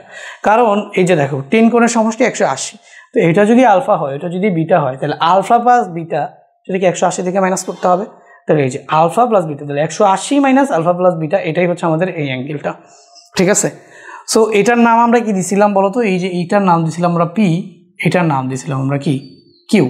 ঠিক আছে, তো এটা যদি পি কিউ হয়, এটা পি হইলে এটাও পি, আর এটা যদি কিউ হয় তাহলে এটাও কি কিউ। সমান্তরকে এই বাহু আর এই বাহু তো সমান, তো এটা যদি কিউ হয় তাহলে এটাও কিউ। তাহলে এখন এসিডি ত্রিভুজের একটা ত্রিকোণমিতি, এটাও আমরা ত্রিকোণমিতি দিয়ে প্রমাণ করব। তো একটা ত্রিকোণমিতির একটা ল আছে, সেটা হচ্ছে সাইন সূত্র। যদি তোমরা ত্রিকোণমিতি পড়ো তাহলে তোমরা সাইন সূত্রটা পড়বা। তো আমি শর্টকাটে একটুখানি আলোচনা করে দিই। তো এখান থেকে দেখো, তো আমরা এখানে কি করব, এসিডি ত্রিভুজের সাইন সূত্র ব্যবহার করে পাই। তাহলে আমরা এখান থেকে এসিডি এ সাইন সূত্র হতে, তো আমরা এখানে সাইন সূত্র হতে, তো এসিডি ত্রিভুজ এসিডি এ সাইন সূত্র হতে আমরা যেটা পাবো। আচ্ছা, সাইন সূত্রটা আমি তোমাকে একটুখানি এক্সপ্লেন করি। সো মনে করো এটা হচ্ছে আমাদের একটা ত্রিভুজ। ঠিক আছে, আচ্ছা একটা ত্রিভুজ সুন্দর করেই নিই, ত্রিভুজ। আচ্ছা ধরে নাও এটা হচ্ছে আমাদের একটা ত্রিভুজ। তো এই ত্রিভুজের এই কোণ, এই কোণটা মনে করো এ। আচ্ছা কোণটা যেহেতু কোণগুলা ভেতরে দেই, সো এই কোণটা মনে করো এ, বাহুর নাম ধরো এ। আচ্ছা এভাবে আসলে যখন তোমরা ত্রিকোণমিতিতে শিখবা তো এইভাবেই শিখবা। এইটা হচ্ছে এ, আর এই কোণটাও এ ধরা হয়, কোণটাও এই ধরা হয়। এটা হচ্ছে বি, তাহলে কোণটাও বি ধরা হয়। এটা যদি হয় সি, তাহলে কোণটাও কি সি ধরা হয়। এর বিপরীত বাহুকে এ ধরা হয়, বি এর বিপরীত বাহুকে বি ধরা হয়, সি এর বিপরীত বাহুকে সি ধরা হয়। ঠিক আছে, তো এরপরে লেখা হয় যে কোণ এ, এটা কিন্তু কোণ এ, আর এটা হচ্ছে কি কোণ বি, এটা হচ্ছে কি কোণ সি। বাহুর নাম আর কোণের নাম একই ধরা হয় ত্রিকোণমিতিতে। তো এরকম ভাবে দেখো, এর বিপরীত বাহু কি এ, তাহলে সাইন সূত্রটা হচ্ছে এ বাই সাইন এ সমান সমান হচ্ছে কি b by sine B, b by b. এই যে বি এর অপোজিট কোণ কি, এর অপোজিট বাহু ছিল এ, তাহলে এই যে এ বাই সাইন, আচ্ছা স্মল এ হবে, এটা স্মল এ হবে, এ বাই সাইন এ। হ্যাঁ, তো এটা হবে আমাদের এ বাই সাইন এ। এই যে এ বাই সাইন এ, এটা হচ্ছে আমাদের, দেখো এই যে এটা হচ্ছে আমাদের এ, এর বিপরীত বাহু হচ্ছে এ, তাহলে এই যে বাহু বাই কোণের সাইন। আবার এই যে বি, তাহলে বি এর বিপরীত বাহু কোনটা, এটা, তাহলে বাহু বাই কোণের সাইন, সাইন বি। ঠিক আছে, এবার হচ্ছে দেখো সি, সি এ এই যে বিপরীত বাহু কি সি, তাহলে C by sine C, C by sine C. এই তিনটা হচ্ছে গিয়ে সমান, বুঝতে পারছো? তো A by sine A equal to B by sine B, C by sine C. এই যে এদের যে রেশিও আছে, এই রেশিওগুলো হচ্ছে সমান। এটাই হচ্ছে সাইন সূত্রের মেইন বিবৃতি। তো আমরা জাস্ট এখানে সাইন সূত্রের বিবৃতিটা শিখলাম। এইটা আমরা এখন কি করব, অ্যাপ্লাই করব কোথায়, আমাদের এই ম্যাথে। তো দেখো অ্যাপ্লাই করে আমরা পি আর কিউ এর মান বের করবো। তো সাইন সূত্র অনুযায়ী, আচ্ছা তো আমরা যদি দেখি সাইন সূত্র অনুযায়ী, এই যে এইটা হচ্ছে আমাদের ডি কোণটা, তাই না? ডি এর বিপরীত বাহু কি আর না, তাহলে ডি এর বিপরীত বাহু আমরা শুধু মান নিয়ে যদি কাজ করি তাহলে আমরা এখানে পাবো কি, দেখো তো আমরা পাবো হচ্ছে এই যে আর বাই এই কোণ। ঠিক আছে, মানে বিপরীত বাহু ডিভাইড বাই তার কোণ, যেমন এ, এর বিপরীত বাহু কি ছিল এ ডিভাইড বাই তার কোণ। তাহলে আমরা এখানে আর তো ভেক্টর, তাহলে সুতরাং আমরা যদি আর এর মান বের করি তাহলে এখানে থাকবে হচ্ছে আমাদের আর, এখানে কি থাকলো আর, আর আর থেকে এখানে আমাদের কি আসবে সাইন, সাইন 180 মাইনাস কি আসবে বলো, alpha plus beta. Sine 180 minus alpha plus হচ্ছে বিটা। সো এখানে আমরা একটা সেকেন্ড ব্র্যাকেট দিই, এটা ফার্স্ট ব্র্যাকেট না দিয়ে এখানে একটা সেকেন্ড ব্র্যাকেট দিই। আর divided by sine 180 minus alpha plus beta equal to, এরপরে দেখো এরপরে আমরা কি করতে পারি, এরপরে হচ্ছে আমরা যে আলফা, আলফার বিপরীত কোণ কি কিউ না, আলফার বিপরীত, যেমন এই যে বি এর বিপরীত বাহু ছিল কি বি, এখানে আলফার বিপরীত বাহু কি কিউ না, তাহলে কিউ বাই আলফা। এখানে আমি কোণগুলো কিন্তু আলফা বিটা ধরছি, তাহলে আমাদের কিউ বাই এ হবে না, এটা কি হবে কিউ বাই আলফা। তাহলে আমরা কিউ বাই সাইন আলফা পাবো। তাহলে আমরা এখানে কি পাইতেছি q by sine alpha, q by sine alpha. আবার এখানে খেয়াল করো, এই যে এইটার কথা চিন্তা করো, এই যে পি, পি এর বিপরীত বাহু কি বিটা না, সরি বিপরীত কোণ, এই যে বিটার বিপরীত বাহু হচ্ছে পি, তাহলে পি এর বিপরীত কোণ কি বিটা না, তাহলে এখানে আমরা কি পাবো বলো তো p by sine beta, P by sine beta. তো এই লাইনটাকে আবার একটু ফার্দার লেখা যায়, এই লাইনটাকে একটু ফার্দার লেখা যায়। দেখো এই যে এখানে আর যদি থাকে সাইন 180 মাইনাস থিটা, এটার পুরোটারে ধরো হচ্ছে থিটা ধরো, ফর্মুলা শিখে আসতো ত্রিকোণমিতিতে।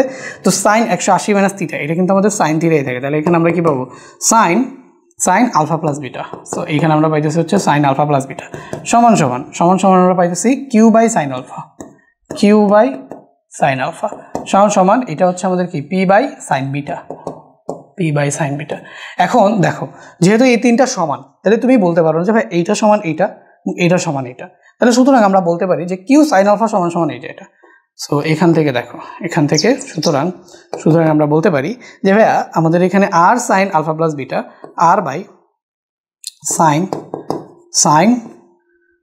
Alpha plus beta, R by sine alpha plus beta equal to হচ্ছে কিউ বাই সাইন আলফা। এটা আমরা শুধু এটা লিখতে পারি, Q by sine alpha. So এখান থেকে সুতরাং আমরা এখানে কিউ ইকুয়াল টু কি লিখতে পারি, কিউ ইকুয়াল টু আমরা লিখতে পারি যে সাইন আলফাটা উপরে চলে যাবে, তাহলে কিউ ইকুয়াল টু আমরা লিখতে পারি sine R sine alpha divide by sine alpha plus beta. তাহলে এখান থেকে আমরা কিউ ইকুয়াল টু কি লিখতে পারি, দেখো কিউ ইকুয়াল টু হচ্ছে আমাদের আর সাইন আলফা, যদি গুণ করো আর গুণ করো, এই যে সাইন আলফাটা ওই পাশে চলে যেত, আর সাইন আলফা আর নিচে আসতেছে কি আলফা প্লাস বিটা। তো এইখান থেকে আমাদের আসবে হচ্ছে সাইন আলফা প্লাস বিটা। ঠিক আছে, ওকে, এবার কিউ পাইলাম আমরা। আচ্ছা এবার খেয়াল করো ভাইয়া, এইটা এই তিনটা তো সমান তাই না, এটা সমান এটা, এটা সমান এটা। তো প্রথমে আমরা এই দুইটা নিয়ে কাজ করে কিউ বের করে ফেলছি, তার মানে আর ভেক্টরের যে কিউ উপাংশটা বিভক্ত করছিলাম সেটার মান বের করার ফর্মুলা হচ্ছে q equal to R sine alpha divide by sine alpha plus beta. Same ভাবে যেহেতু এইটা সমান, তাই একইভাবে আমরা এটা লিখতে পারি না যে R sine alpha plus beta equal to P by sine beta. তো এই জিনিসটাই আমরা এখানে একটু লিখি যে R sine alpha plus beta. So আমরা এখানে লিখি R sine alpha plus beta equal to হচ্ছে আমাদের কি P by sine beta, P by sine beta. তো এইটারও যে এটার মতো যদি ক্যালকুলেশন করি তাহলে আমরা আসলে কি পাবো দেখো তো, আসলে আমরা পি ইকুয়াল টু যেটা পাবো ডিরেক্টলি লিখে দেই, পি ইকুয়াল টু যেটা আমরা পাবো সেটা হচ্ছে গিয়ে সাইন আলফা প্লাস বিটা আর সাইন বিটা। ঠিক আছে, তাহলে আমরা এখানে পাইতেছি হচ্ছে উপরে পাইতেছি আর সাইন বিটা, আর নিচে পাইতেছি কি বলতো sine alpha plus beta, sine alpha plus beta. এখন এই দুইটা ফর্মুলা মানে হচ্ছে আমরা জাস্ট এগুলো ফর্মুলা আকারে মনে রাখতে পারি। একটা ভেক্টরকে আমি যদি আলফা বিটা কোণে মানে যে কোনো দিকে, তো এটা ফার্স্টের দিকটা কি নিলাম যে এই যে আর ভেক্টরটা পি এর সাথে আলফা কোণে, তার মানে হচ্ছে এটা দিক কি আর পি হচ্ছে আর এর সাথে আলফা কোণে যেই দিকে হবে সেটা। ঠিক আছে, আর এই যে কিউ ভেক্টরটা কি মানে আর মানে হচ্ছে কিউটা আর এর সাথে বিটা কোণে যে কোনো দিকে, এই যে কিউ ভেক্টরটা আর এর সাথে বিটা কোণে যে কোনো দিকে। তো এটা হইতে পারে যে আলফা বিটা বড় ছোট হইলে তাহলে আমাদের দিকটা কি হইতে পারে পরিবর্তন হইতে পারে। এখন মনে করি এভাবে আছে, তো আলফা বিটা যদি বড় ছোট হয় তাহলে দিকটা আমাদের কি পরিবর্তন হইতে পারে। তো যে কোনো দিকে আমরা ভেক্টরের যেই উপাংশে বিভক্তকরণ সেটার সূত্র আমরা দেখলাম।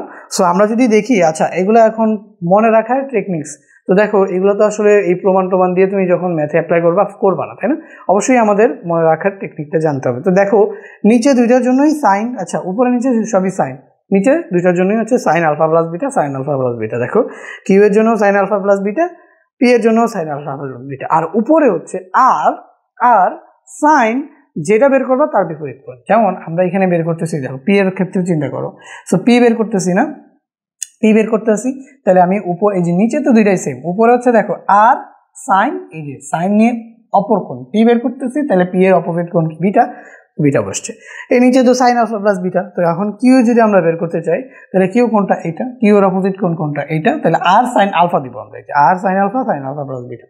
বুঝতে পারছো, নিচে সাইন আলফা প্লাস বিটা দুইটার ক্ষেত্রে সাইন আলফা প্লাস বিটা নিচের ক্ষেত্রে, আর উপরে আর সাইন যদি পি বের করি তাহলে বিটা, যদি কিউ বের করি তাহলে হচ্ছে আলফা। এইভাবে আমরা ফর্মুলাগুলো দুইটা দিয়ে যে কোনো উপাংশে বিভক্ত করে ফেলতে পারবো। তো এই ছিল আমাদের উপাংশে বিভাজন। তো আমরা দুইভাবে বিভক্ত করলাম তাই না, একটা হচ্ছে উলম্ব উপাংশ মানে দুইটা পরস্পর লম্ব উপাংশে বিভক্ত করছি, আর এটা হচ্ছে আমরা যে কোনো দিকে যে কোনো উপাংশে বিভক্ত করলাম। তো এই ধরনের দুইটা ধরনের উপাংশ বিভাজন আমাদের পক্ষে করা সম্ভব। ওকে, এবার আমরা একটুখানি দেখব যে এই যে উপাংশ বিভাজনটা দেখছি তাই না, এখন আমরা দেখবো আসলে ওই যে বলছিলাম না যে একাধিক ভেক্টর যদি থাকে তাহলে আমরা আমাদের ক্যালকুলেশনের সুবিধার্থে একে উপাংশে বিভক্ত করে ফেলবো। এখন দেখো ব্যাপারটা শুধু এমন না যে ভাইয়া যে এরা 90 ডিগ্রি কোণের অ্যাঙ্গেলে থাকলেই এরা হবে, যে কোনো অ্যাঙ্গেলে ভেক্টরটা যদি থাকে তাহলে তুমি আমরা যেভাবে উপাংশের সূত্রগুলো পাইছি ওই সূত্রগুলো দিয়ে যদি শুধু অ্যাঙ্গেলগুলো বসায় দাও তাহলে যে কোনো ভেক্টরই উলম্ব উপাংশে বিভক্ত হয়ে যাবে। এটা ত্রিগোণমিতির ল অনুযায়ী সত্যি হয়। ঠিক আছে, সো এখন আমি তোমাদের একটুখানি দেখাই যে কিভাবে আসলে যদি একাধিক ভেক্টর থাকে, হ্যাঁ, তাহলে আমরা কিভাবে সেগুলোকে উপাংশে বিভক্ত করতে পারি। মনে করো, আচ্ছা আমি দুইটা অক্ষ নিয়ে নিই, এটা আমাদের এক্স অক্ষ আর এটা হচ্ছে আমাদের, আচ্ছা একটু সুন্দর করে আঁকি, আমি দুইটা অক্ষ নিয়ে নিব ফার্স্ট অফ অল। আচ্ছা, এটা মনে করো হচ্ছে আমাদের এক্স অক্ষ, ঠিক আছে, এই যে এটা মনে করো হচ্ছে আমাদের এক্স অক্ষ, ঠিক আছে, এইটা ধরো হচ্ছে আমাদের এক্স অক্ষ, হ্যাঁ, আর এই যে এইটা হচ্ছে ধরে নাও আমাদের ওয়াই অক্ষ, বুঝতে পারছো? সো এই হচ্ছে আমাদের এক্স আর ওয়াই অক্ষ, বুঝছো? সো আমি এখানে একটু লিখে দিই, এটা হচ্ছে আমাদের এক্স অক্ষ আর এটা হচ্ছে আমাদের কি ওয়াই অক্ষ। ওকে, সো এখন আমি কয়েকটা ভেক্টর নিব, ঠিক আছে, কয়েকটা ভেক্টর নিব। তো মনে করো এইটা একটা ভেক্টর আমি নিলাম 30 ডিগ্রি কোণে, ঠিক আছে, এটার নাম দিলাম ধরো হচ্ছে আমি F1, আচ্ছা নাম পরে দিই।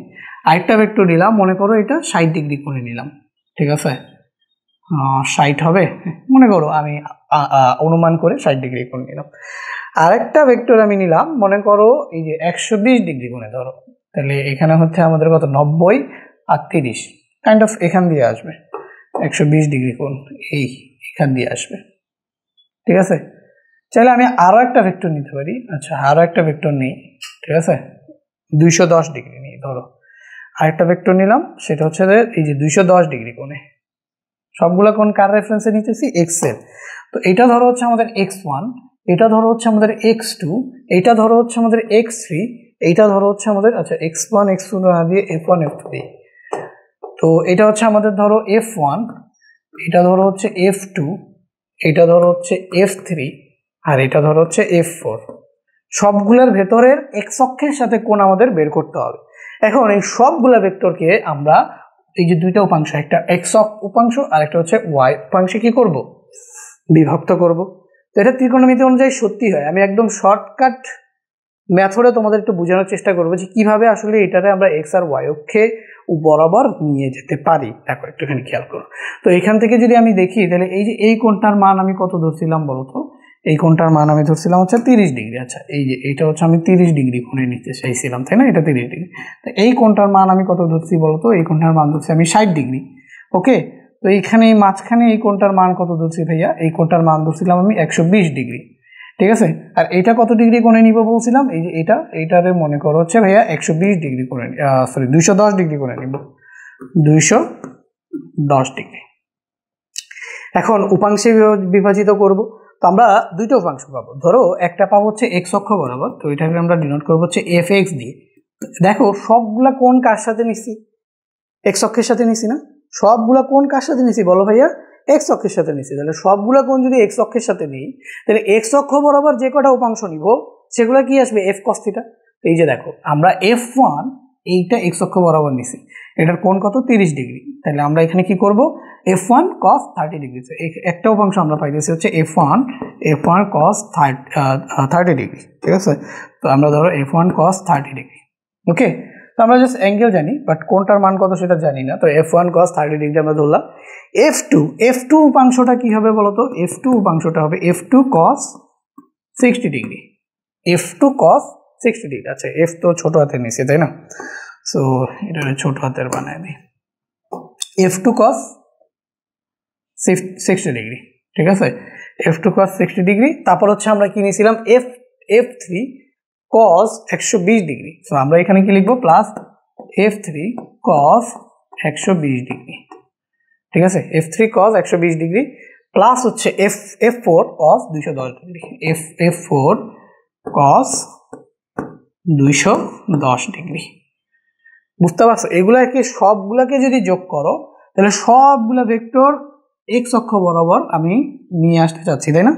তো সবগুলা ভেক্টর যদি আমি এক্স অক্ষ বরাবর নিয়ে আসতে চাই, সবগুলা যদি ভেক্টর আমি এক্স অক্ষ বরাবর নিয়ে আসতে চাই, তাহলে এইভাবে মানগুলা কিন্তু এইভাবেই আসবে। F1 cos 30, তাহলে এই cos 30 ডিগ্রি ভ্যালু পজিটিভ, তো এটা এই অক্ষে থাকবে। F2 cos 60 degree value positive, এটা এই অক্ষে থাকবে। F3 cos 120, তাহলে এটার ভ্যালু হচ্ছে -হাফ। cos 120 ডিগ্রি ভ্যালু কত? -হাফ। তাহলে -হাফ হলে এক্স অক্ষে নেগেটিভ ডিরেকশনে থাকবে মানটা, কিন্তু আমরা করে দিচ্ছি প্লাস, তো যেহেতু এটা প্লাস করতেছে অটোমেটিক্যালি মাইনাস হয়ে এক্স অক্ষের পজিটিভ দিকেই কিন্তু মূল ভেক্টরটা থাকবে, বুঝতে পারছো? এখানে সেম ভাবে এই যে cos 210 ডিগ্রি, তো cos 210 ডিগ্রির ভ্যালু কত বলো? তো 180 ডিগ্রির ভ্যালু কত? cos 180 ডিগ্রির ভ্যালু, আচ্ছা এটাও নেগেটিভ আসবে তাই না? তো cos এর ভ্যালু এখানেও নেগেটিভ, 120 ডিগ্রির ভ্যালু ছিল হাফ, cos 210 ডিগ্রির ভ্যালু কত? আমরা জানি cos 210 ডিগ্রি, এই যে cos 210 ডিগ্রি এটার ভ্যালু হচ্ছে -√3/2। এটা কিন্তু এক্স অক্ষ বরাবরই এটার মান আমরা কি পাবো? মান পাবো হচ্ছে -√3/2। তো দেখো কিছু এখানে প্লাস হবে, কিছু এখানে মাইনাস হবে, প্লাস মাইনাস হয়ে যা থাকবে সবগুলো এক্স অক্ষ বরাবরই থাকবে, বুঝতে পারছো? তার মানে আমি ত্রিকোণমিতি ব্যবহার করে সবগুলা ভেক্টরকে এক্স অক্ষ বরাবর ধরছি, যে সবগুলা ভেক্টর উপাংশ এক্স অক্ষ বরাবর, মানে দিক এক্স অক্ষ বরাবর হয়ে গেছে। এখন বাকি থাকে কি? মান। তাহলে মানটা আমরা বের করলাম f1 cos 30 degree, f2 cos 60 degree, f3 cos 120 degree, f4 cos 210 degree, বুঝতে পারছো? এইভাবে মানগুলো চলে আসে। আমরা যে পিথাগোরাসের উপপাদ্যটা ব্যবহার করে প্রুফ করছি, প্রত্যেকটার জন্য পিথাগোরাসের উপপাদ্যটা ব্যবহার করে এই f1 cos 30, f2 cos 60, f3 cos 120, f4 cos 210 degree সবার জন্য যে তোমার হচ্ছে উপাংশ এক্স অক্ষ বরাবর আসে, ওটা প্রমাণ করা যায়, ঠিক আছে? ওটা প্রমাণ করতে গেলে আজকে ক্লাসটা একদম আরো অনেক লম্বা হয়ে যাবে, তো প্রমাণ তোমাদের দরকার নাই, তোমরা জাস্ট যতটুকু বুঝাইছি ততটুকু বুঝার পরে এটা মনে রাখলেই হবে। একাধিক ভেক্টর যদি থাকে তাহলে সবগুলা ভেক্টর হচ্ছে এক্স অক্ষ বরাবর, উপাংশগুলো জাস্ট যোগ করে দিলেই কিন্তু হয়ে যাবে, ঠিক আছে? তাহলে fx, তাহলে একটা ভেক্টর আমি এই সবগুলা ভেক্টরের পরিবর্তে একটা মাত্র ভেক্টর পাইলাম, সেটা কি বলতো? এই দিক বরাবর, সেটা হচ্ছে কি fx, যেটার মান হচ্ছে এই যেটা, আর দিকটা এক্স অক্ষ বরাবর বলেই দিলাম, আর মান কি? মান হচ্ছে এই যে এগুলা। ওকে, এখন যদি আমি fy নেই তাহলে আমরা জানি যে যার সাথে কোণ সে হয় কি cos থিটা, আর যার সাথে কোণ না তাহলে অপরটা হবে sin থিটা। তাহলে y অক্ষ বরাবর যদি উপাংশ নেই তাহলে এই যে f1 এর জন্য, তাহলে এটা কি ছিল? f1 cos থিটা, তাহলে y অক্ষ বরাবর কি হবে? এটা f1 sin থিটা। তাহলে আমাদের এখানে আসবে f1 sin 30 ডিগ্রি। সো আমরা যদি লিখি তাহলে আমাদের এখানে আসবে f1 sin 30 ডিগ্রি। সেম ভাবে f2 sin 60, সেম ভাবে f3 sin 120 ডিগ্রি, সেম ভাবে প্লাস আমরা f4 sin 21 ডিগ্রি। দেখারও দরকার নেই, কিচ্ছু দেখার দরকার নেই, জাস্ট f1 আছে কোণ কত, এক্স অক্ষের সাথে সবগুলা কোণ নিচ্ছি, তাহলে দিকটা ধরতেছি কার সাথে? এক্স অক্ষের সাথে কোণ ধরতেছি, তাহলে হচ্ছে fx বরাবর সবগুলা f1 cos 30 cos 60, মানে জাস্ট ভেক্টর এবং তার কোণ আর তার সাথে cos, ঠিক আছে? ভেক্টর cos ওই কোণ, সেম ভাবে এখানে ভেক্টর সাইন, যেহেতু y অক্ষ বরাবর নিতেছি, ভেক্টর সাইন ওই কোণ। এখন দেখো তুমি এবার চিন্তা করতেই পারো যে ভাইয়া তাহলে আমরা এখান থেকে আলটিমেটলি, আচ্ছা এই জিনিসটাকে আমি একটুখানি ছোট করব না, ছোট করার দরকার নেই, আমি এই সাইডে লিখি যে এই সাইডে। এখন এখান থেকে আলটিমেটলি এই সবগুলো ভেক্টরের পরিবর্তে আমি দেখো একটা মাত্র ভেক্টর পেয়ে যাব, এই সবগুলা ভেক্টরের পরিবর্তে আমরা একটা মাত্র ভেক্টর পাবো। এটার কালারটা একটুখানি চেঞ্জ করে বলি, তো এটা হচ্ছে কি আমাদের, ধরো এইটা যদি হয় আমাদের এক্স অক্ষ, এটা ধরো এক্স অক্ষ, এইটা ধরো হচ্ছে ওয়াই অক্ষ। তাহলে এখন আমার ভেক্টরটা কি চলে আসতেছে দেখো, আমি যদি হচ্ছে একটু রেড কালার দিয়ে দেখাই, তো এখন আমার নতুন যে ভেক্টরটা আসতেছে, নতুন ভেক্টরটা যেটা আমাদের আসবে সেইটা হচ্ছে দেখো, একটা আসতেছে হচ্ছে আমাদের fx, একটা আমাদের কি আসতেছে দেখো, একটা আসতেছে হচ্ছে আমাদের fx, এই যে এই বরাবর যেটা আসতেছে সেটা হচ্ছে আমাদের কি fx, বুঝতে পারছো? fx ক্যাপিটাল X দিয়ে লিখি, তো এই বরাবর যে ভেক্টরটা আসতেছে সেটা আসতেছে হচ্ছে আমাদের fx, হ্যাঁ, আর এই বরাবর যে ভেক্টরটা আসতেছে সেটা আসতেছে হচ্ছে আমাদের কি fy। তার মানে আমাদের এই একটা ভেক্টরও কিন্তু এখন আর নাই,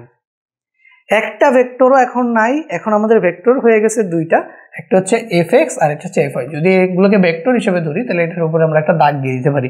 আর এখানে দাগ দিব না কেন ভাইয়া? এখানে কি নিয়ে কাজ করছি? মান নিয়ে। আর দিক তো বলেই দিচ্ছি যে এক্স অক্ষ বরাবর একটা দিক, আর একটা হচ্ছে কি ওয়াই অক্ষ বরাবর একটা দিক। তাহলে আমরা এখানে কি দরকার আছে যেগুলো হচ্ছে আমরা ভেক্টর সাইন দিব? তাহলে তো আসলে আমাদের ভুল হয়ে যাবে, তাই না? যেহেতু আমাদের এখানে সবগুলো আমরা ভেক্টরের শুধুমাত্র মান, ত্রিকোণমিতি যখন প্রমাণ করে দেখছি তখনও দেখছি যে শুধু মান নিয়ে কাজ করছি। তো এখানে আমরা যেহেতু দিক নিয়ে কাজ করতেছি, কারণ আমরা বলে দিচ্ছি যে একটা হচ্ছে এক্স অ্যাক্সিস আর এটা হচ্ছে ওয়াই অ্যাক্সিস। তাহলে এখন এই সবগুলা ভেক্টরকে আমি কয়টা ভেক্টরে রূপান্তর করে ফেলতে পারবো? তো দুইটা ভেক্টর। এখন এই দুইটা ভেক্টরের মধ্যবর্তী কোণ যে আলফা, সেই আলফাটাও কিন্তু আমরা জানি, এই যে আলফা ইকুয়াল টু কত ডিগ্রি, 90 ডিগ্রি, সেটাও কিন্তু আমি জানি। এখন এই সবগুলা ভেক্টরের দুইটা উপাংশ আমি পাইছি, ঠিক আছে। একটা উপাংশ হচ্ছে fx আর একটা উপাংশ হচ্ছে কি fy। এখন দুইটা উপাংশ পাইছি, এখন আমি যদি চাই যে ভাইয়া এই সবগুলা ভেক্টরের লব্ধি কত, আমাদের তো লব্ধি বের করাই টার্গেট ছিল, যে সবগুলা ভেক্টরের ভেক্টর যোগফল কত হবে, যোগফলের মান কত হবে, যোগফলের দিক কত হবে। তো দেখো এই দুইটার মধ্যবর্তী কোণ যেহেতু আলফা, এটা আমরা জানি alpha equal to 90 degree. So আমি জাস্ট এখানে সিম্পলি লিখে দিই যে এটা হচ্ছে আমাদের কত ডিগ্রি, 90 ডিগ্রি। এই কোণটা হচ্ছে আমাদের কত ডিগ্রি, 90 ডিগ্রি। এখন একটুখানি খেয়াল করো, তো এখান থেকে এই দুইটা ভেক্টরের যোগফল হিসেবে আমাদের আরেকটা নতুন ভেক্টর আসবে। তো এই যে দুইটা ভেক্টর হচ্ছে এখন মানে যতগুলো ভেক্টর ছিল সবগুলোকে আমরা উপাংশে ভাগ করে দুইটা উপাংশ নিয়ে আসছি, একটা হচ্ছে fx উপাংশ আর একটা হচ্ছে fy উপাংশ। এদেরকে আবার এই দুইটার যোগ করলেই আমরা এই সবগুলা ভেক্টরের যোগফল f1 f2 f3 f4 এর যোগফল পেয়ে যাব। তো যোগফলটা ধরো কিরকম ভাবে আসবে, এই যেহেতু দুইটা ভেক্টর এখন মান সমান কিনা তা তো আমি জানি না, মান যে সমান কিনা তা তো আমি জানি না, ধরে নিলাম যে এই দুইটা ভেক্টরের যোগফল এই দিক বরাবর, ঠিক আছে। আমরা ধরে নিতেই পারি যে এই দুইটা ভেক্টর পাইলাম, সেই দুইটা ভেক্টরের যোগফল আসছে কোন বরাবর বলো তো, এই দিক বরাবর, ঠিক আছে, এই দিক বরাবর যোগফল আসছে, বুঝতেছো। তো এইটারে আমরা কি বলতে পারি বলো, এটারে আমরা বলতে পারি যে ভাই এটা হচ্ছে আমাদের আর, এই যে দুইটার যোগফল সেটারে বলতে পারি কি আমরা আর, লব্ধি, এটা হচ্ছে আর ভেক্টর। এই আর ভেক্টরটা দেখো একটা কোণ উৎপন্ন করলো, সেই কোণটারে আমরা বলতে পারি থিটা। এখন প্রশ্ন হচ্ছে যে আর কিভাবে বের করবো, থিটা কিভাবে বের করবো, তাই না। তো আর বের করার সূত্র কি বলো, এই যে আর আর আর আর লব্ধি বের করার সূত্র কি, লব্ধি বের করার সূত্র হচ্ছে root over P square Q square two P Q cos alpha. এটা আমাদের পি, এটা হচ্ছে আমাদের কিউ, তাহলে আমরা এখানে কি লিখতে পারি, এফ এক্স স্কোয়ার প্লাস হচ্ছে এফ ওয়াই স্কোয়ার প্লাস হচ্ছে 2fx ইন্টু fy cos কত ডিগ্রি বলো তো, cos 90 ডিগ্রি। এখন cos 90 ডিগ্রির ভ্যালু কত বলো, cos 90 ডিগ্রির ভ্যালু কত, 0 না, cos 90 ডিগ্রির ভ্যালু কিন্তু 0। তাহলে আলটিমেটলি cos 90 ডিগ্রির ভ্যালু যদি 0 হয় তাহলে তুমি কি পাবে, root over fx square plus fy square. তো এই যে আর এর মান যদি তুমি পাও তাহলে কি পাবা বলো, এই যে root over fx square plus হচ্ছে রুট ওভার fy স্কোয়ার। বুঝছো, কে বুঝছো বলো, অবশ্যই এটা না বুঝার কি আছে বলো।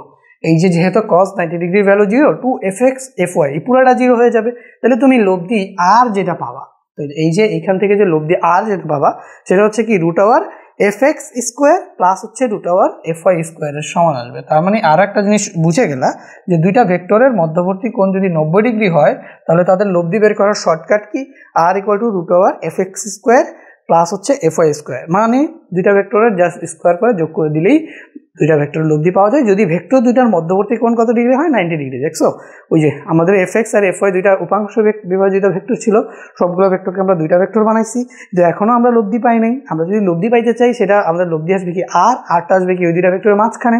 তো এই মাঝখানে আমরা ওইটার মান ধরে নিচ্ছি হচ্ছে আর হচ্ছে আমাদের fx স্কোয়ার আসছে প্লাস fy স্কোয়ার আসছে। আর এই যে ভেক্টর দুইটা মানে হচ্ছে লব্ধির যোগফল, তাহলে fx এর সাথে কত কোণ করছে বলো তো, থিটা কোণ ধরছি আমি।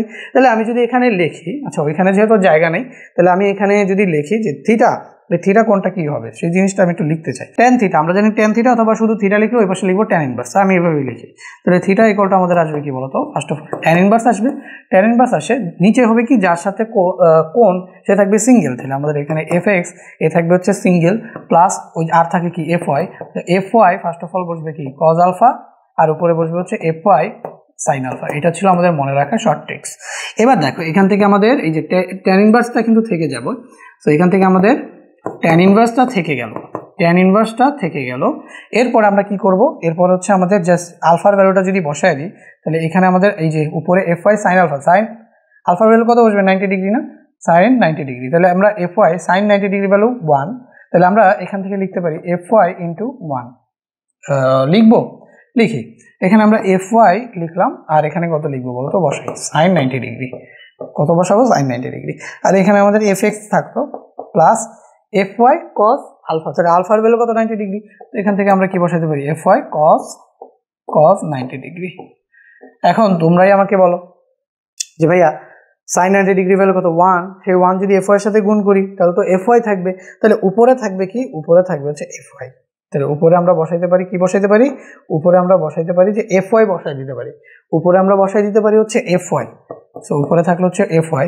আর cos 90 ডিগ্রি ভ্যালু কত বলো, cos 90 ডিগ্রি ভ্যালু 0, তাহলে আমরা এখান থেকে এই যেহেতু cos 90 ডিগ্রি ভ্যালু 0 Fy এর সাথে গুণ করলে এটাও 0 হবে, তাহলে এই পুরো টার্মটাকে আমরা কি করে দিতে পারি, বাদ দিয়ে দিতে পারি না।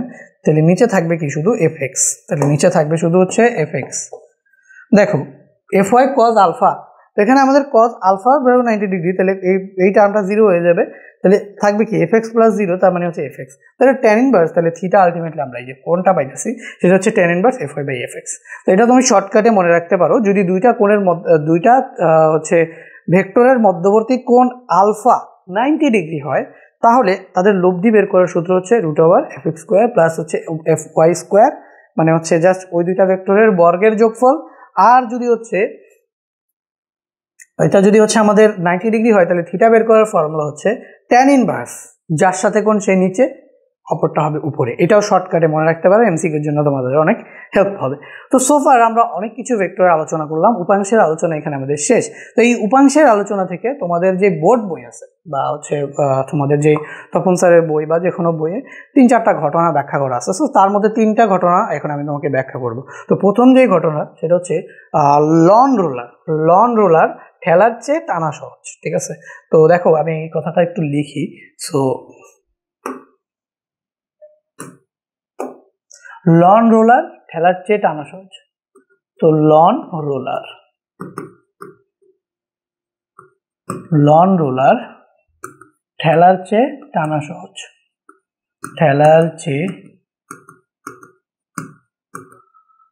সহজ, এই ঘটনাটা আমরা বাস্তবেই দেখি। টানা সহজ, ঠেলার চেয়ে টানা সহজ, ব্যাখ্যা করো। ঠিক আছে, এইভাবে খ নাম্বার প্রশ্ন আসতে পারে। সো টানা সহজ, এটার আমরা কি করব, ব্যাখ্যা করব। টানা সহজ ব্যাখ্যা করো। ঠিক আছে, সো আগে তোমাদের আমি হচ্ছে একটু লন রোলার দেখায় আসি। ঠিক আছে, যে লন রোলার জিনিসটা কি সেটা যদি আমি তোমাদের একটুখানি দেখাইতে চাই, তো দেখো এখান থেকে আমরা লন রোলার, তাই তো। সো এখানে আমি একটুখানি লিখি লন রোলার। আচ্ছা, লন বানানটা এটা, লন রোলার। সো ইমেজ যদি আমরা দেখি, এই যে দেখো এগুলাই হচ্ছে লন রোলার। সো আমরা যদি এইভাবে দেখি, তাহলে এই যে দেখো একজন হচ্ছে লন রোলারকে টানতেছে, আর আরেকজন হচ্ছে লন রোলারকে কি করতেছে বলো তো, ঠেলতেছে। তুমিই বলো, নর্মালি তুমিই বলো যে এই যে ব্যক্তি যে ঠেলতেছে তার বেশি কষ্ট হবে নাকি এই যে ব্যক্তি যে টানতেছে তার বেশি কষ্ট হবে? বলো, তুমিই বলো। তুমিই দেখবা যে ঠেলতেছে তার বেশি কষ্ট হবে, তাই না? যে ঠেলতেছে তার এটা নিয়ে যেতে বেশি কষ্ট হবে, আর যে টানতেছে তার এটা নিয়ে যাওয়া সহজ হবে। বুঝতে পারছো? এখন আমরা মেইন আলোচনায় ফিরে যাই, চলো। সো এখানে আমরা লন রোলার ঠেলার চেয়ে টানা সহজ, তো এই জিনিসটাকে ভেক্টর বিভাজন দিয়ে ব্যাখ্যা করতে চাই। তাহলে আমরা যদি দেখি, তাহলে আমরা এখানে দুইটা কেসে ভাগ করতে পারি, যে একজন হচ্ছে টানার ক্ষেত্রে, আরেকজন হচ্ছে ঠেলার ক্ষেত্রে। ধরো টানার ক্ষেত্রে, ঠিক আছে, যদি আমরা টানতে যাই তাহলে টানার ক্ষেত্রে কি হবে সেই বিষয়টা এখানে আমরা আলোচনা করি। যে যদি কেউ টানে, লন রোলার মনে করো কেউ টানে, তাহলে টানার ক্ষেত্রে ঘটনাটা কি হবে সেটা আমরা একটু আলোচনা করি। আগে তুমি আমাকে বলো তো ভাইয়া, যে আসলে কোনো একটা জিনিস মানে আমাকে নিয়ে যাইতে কতটা কষ্ট হবে সেটা ডিপেন্ড করে কিসের উপর? ঘর্ষণের উপর কিন্তু, তাই না? আচ্ছা দেখো, তো ঘর্ষণ আবার ডিপেন্ড করে তলের রুক্ষতার উপর, অনেকগুলো বিষয়ের উপর ডিপেন্ড করে। তো মেইনলি আমরা যেটা একদম সুন্দরভাবে অবজার্ভ করতে পারি সেটা হচ্ছে কি, তলের রুক্ষতার উপর। আবার আরেকটা জিনিস অবজার্ভ করতে পারি সেটা হচ্ছে ভরের উপর।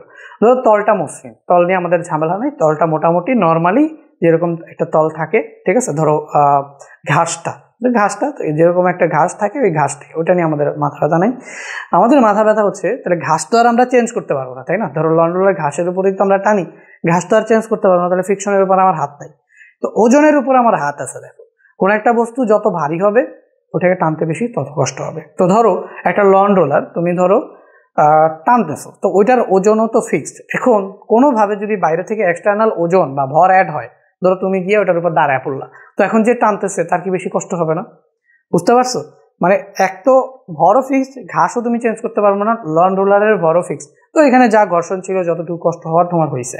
এখন তুমি যদি এখানে এক্সটার্নাল ভর অ্যাড করে দাও, মানে ধরো কেউ গিয়ে দাঁড়ায় গেল বা 5 কেজি এক্সট্রা ভর অ্যাড করে দিলা, তখন কিন্তু তোমার টেনে নিতে কষ্ট হবে, কারণ পেছনের দিকে একটা ঘর্ষণ বল, মানে গতির বিরুদ্ধে একটা ঘর্ষণ কাজ করবে। সহজ কথা, গতির বিরুদ্ধে একটা বল কাজ করবে যা তোমাকে গতিকে বাধা দিবে, তার মানে আর তোমার একটু কষ্ট হবে। তো যদি তুমি এক্সট্রা ভর ঝুলাই দাও, মনে করো তুমি ওইটার উপর উঠে দাঁড়ায় গেলা, তাহলে ওটার কি হবে, ভর বেড়ে যাবে। ভর বেড়ে গেলে কি বেড়ে যায়, ওজন বেড়ে যায়। তাহলে ভর বেড়ে গেল, ভর বেড়ে গেলে ওজন বেড়ে গেল, ওজন বেড়ে গেলে তোমাকে ওটা নিয়ে টানতে কি হবে, কষ্ট হবে।